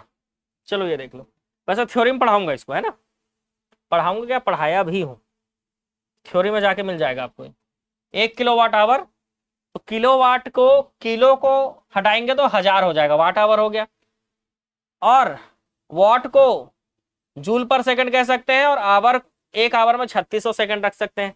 अब देखो यहाँ पे 2 जीरो, यहाँ पे 3 जीरो, तो 36 यहाँ लिख दिया, 2 जीरो और 3 जीरो मिलाकर 10⁵5 हो जाएगा, सेकंड सेकंड कटेगा तो जूल आ जाएगा। तो इसीलिए 1 किलोवाट आवर बराबर 36 × 10⁵5 जूल होता है। ये क्वेश्चन में अभी आया था, तो इसको हमने बनाया वहां से, ठीक है। उसके बाद अगर यहाँ पे 10⁵5 का 6 लिखोगे तो यहाँ 1 दशमलव लगेगा, ठीक है। उसके बाद ये दोनों ऑप्शनल है, चाहो तो लिख सकते हो, इसको 10⁵3 बोल दिया और 3600 लिख दिया और जूल आ गया, ठीक है। और 10⁵3 को किलो कहते हैं, तो इसको 3600 किलो जूल भी कह सकते हैं। हो गया, इतना ही था, थ्योरी में पढ़ा चुका हूं, एप्लीकेशन में जाकर देख सकते हो, और अलग से अगर जरूरत पड़ा तो पढ़ा दूंगा। हाँ, ये जो न्यूमेरिकल आगे बचे हुए हैं, टाइप 5, 6, 7 के जो न्यूमेरिकल बचे हुए हैं होंगे, 30-40 न्यूमेरिकल तो होंगे, वो मैं थ्योरी क्लास तो वैसे इसका ले चुका हूँ, न्यूमेरिकल अलग से ले लूंगा थ्योरी वाले में, ठीक है। तो वो जो है आपको एप्लीकेशन में मिलेगा, फाइटर बैच में, फाइटर बैच में मिलेगा, ठीक है। और फाइटर बैच में मिलेगा मतलब समझ रहे हो ना मामला, आ गया होगा समझ में, ठीक है, बहुत बढ़िया। चलो, तो यहां पर मामला हम खत्म करते हैं और मिलेंगे अब हम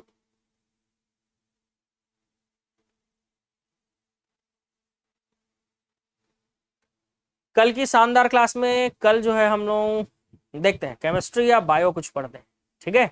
और बता दूं, आबकारी आरक्षक और परिचारक दोनों का फर्स्ट जो मेगा टेस्ट है ना, फर्स्ट मेगा टेस्ट जो है वो बिल्कुल फ्री है, एप्लीकेशन से जाके दिलाओ, तभी तो हम कंपेयर कर पाएंगे कितने लोग दिला पा रहे हैं, है ना, मतलब कितने लोगों का रैंकिंग, उसमें रैंकिंग कंपेयर करते बनेगा आपको, ठीक है। तो सब लोग जाकर दिला लो, और बाकी मेगा टेस्ट ज्वाइन करना हो, आपको ऑनलाइन कोर्स ज्वाइन करना हो, शिक्षक भर्ती की तैयारी कर रहे हो तो भी उसमें भी ये काम आएगा। 199 रुपये में आपको मिल जाएगा कोर्स, है ना, एप्लीकेशन में। और किसी को कोई समस्या हो तो मेरे को 1-2 दिन लगता है व्हाट्सएप में रिप्लाई करने में, पहले ही बता दे रहा हूँ, इसीलिए हड़बड़ाने की जरूरत नहीं है। पर आप बिल्कुल फ्री होकर आप मेरे को इसमें फ्रीली बिल्कुल मैसेज कर सकते हो आप व्हाट्सएप, कोई भी समस्या हो 9300999939 व्हाट्सएप में आप मैसेज कर सकते हो। एप्लीकेशन जो है, ठीक है, उसका लिंक मैं आपको भेज दूंगा, एप्लीकेशन का लिंक मैं आपको भेज दूंगा भाई, बिल्कुल, ठीक है। और बाकी आपको स्क्रीन पे भी दिख रहा होगा हमारा मोबाइल नंबर, आप उससे भी मेरे को संपर्क कर सकते हो। यहाँ पे दिख रहा है, ठीक है, यहाँ पे दिख रहा है, देखो 9300999939, ठीक है। तो उस पर आप व्हाट्सअप कर लीजिएगा।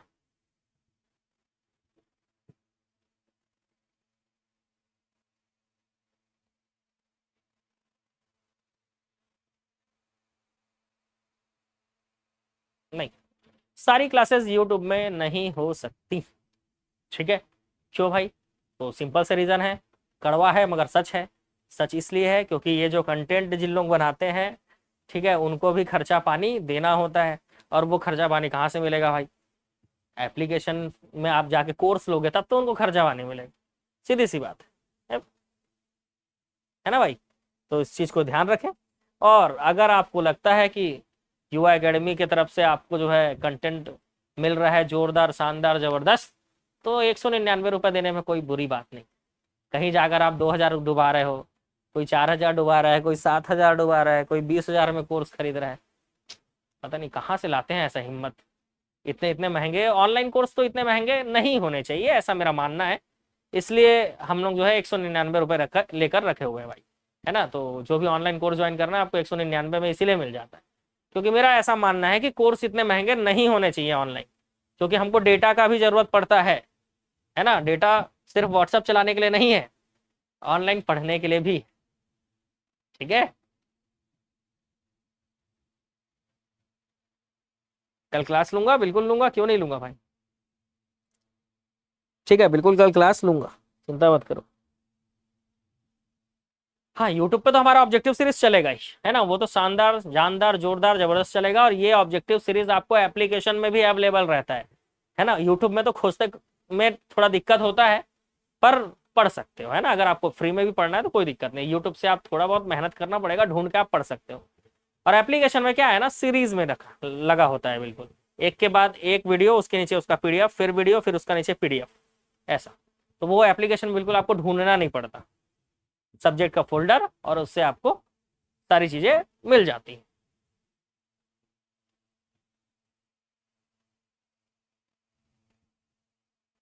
ठीक है भाई, अब मेरे ख्याल से आपके कोई सवाल नहीं होंगे, तो अब चले। मिलेंगे हम कल की क्लास में।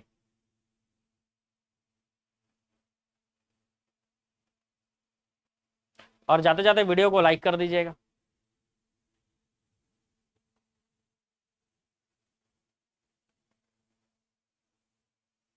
और शेयर भी। ऐसे तो मैं फिक्स टाइम नहीं बता सकता आपको कि क्लास का टाइम कितना समय होगा, लेकिन एक रहता है कि मॉर्निंग 8 बजे और इवनिंग 8 बजे मेरी क्लास, मोस्टली जो क्लास है वो मॉर्निंग 8 बजे, इवनिंग 8 बजे होती है। इसके अलावा लिंक जो है वो एप्लीकेशन पे आपको शेयर किया जाता है। तो अगर आप हमारा मोबाइल ऐप डाउनलोड करते हो, आप व्हाट्सएप पे मैसेज कर सकते हो, यहाँ पे नंबर दिख रहा होगा आपको, आप व्हाट्सएप पे मैसेज कर सकते हो और वहां से एप्लीकेशन डाउनलोड करके रखिए। जैसी क्लास चालू होती है तुरंत लिंक आता है, ठीक है। लिंक मैं एप्लीकेशन से डायरेक्ट भेजता हूँ आपको। दूसरा, टेलीग्राम चैनल आप ज्वाइन कर लीजिए, वहां से जो है टेलीग्राम चैनल पे भी जैसे ही क्लास स्टार्ट होती है ना, तो उसके पहले वो लिंक टेलीग्राम पर डलता है, ठीक है। चलो, तो अब सबको टाटा, मिलते हैं। जय हिंद, जय हिंद करके टाइप करके जाएंगे, है ना। कोर्स आप ज्वाइन नहीं कर पा रहे हो, लास्ट क्वेश्चन, कोर्स अगर आप ज्वाइन नहीं कर रहे हो तो भी, नहीं कर पा रहे हो तो भी आप इसमें व्हाट्सअप कर दीजिएगा, ठीक है। आपको मैं प्रोसेस बता दूंगा। अगर आप पेमेंट नहीं कर पा रहे हो तो मैं आपको क्यूआर कोड भेज दूंगा, उसमें पेमेंट करके स्क्रीनशॉट भेजिएगा, मैं ज्वाइन करवा दूंगा, ठीक है। जिनको ऑनलाइन पेमेंट में दिक्कत होता है या कोर्स ज्वाइन करने में दिक्कत हो रहा है? केवल वही लोग है ना, जो लोग कर सकते हो, खुद से ज्वाइन कर सकते हो, खुद से कर लो, है ना भाई। हम्म ताकि मेरे पास ज्यादा समय बचे, क्योंकि 24 घंटे आपके पास भी है, 24 घंटे मेरे पास भी है। तो मेरे पास जितना ज्यादा समय बचेगा मैं उतना ज्यादा क्लासेस आपको प्रोवाइड कर सकूंगा, है ना, और वो भी बेस्ट कंटेंट के साथ। ठीक है।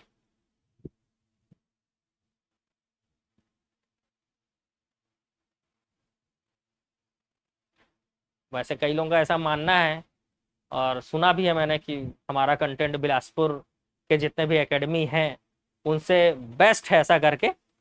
तो उनको मैं एक ही चीज कहूंगा, बिलासपुर में जो हमारा एकेडमी है और बिलासपुर के जो भी कोचिंग है, बिलासपुर पीएससी का गढ़ था, है और रहेगा, और यहाँ से बेस्ट कंटेंट कहीं और हो ही नहीं सकता।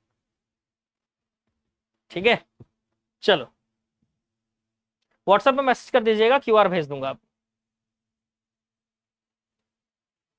ठीक है।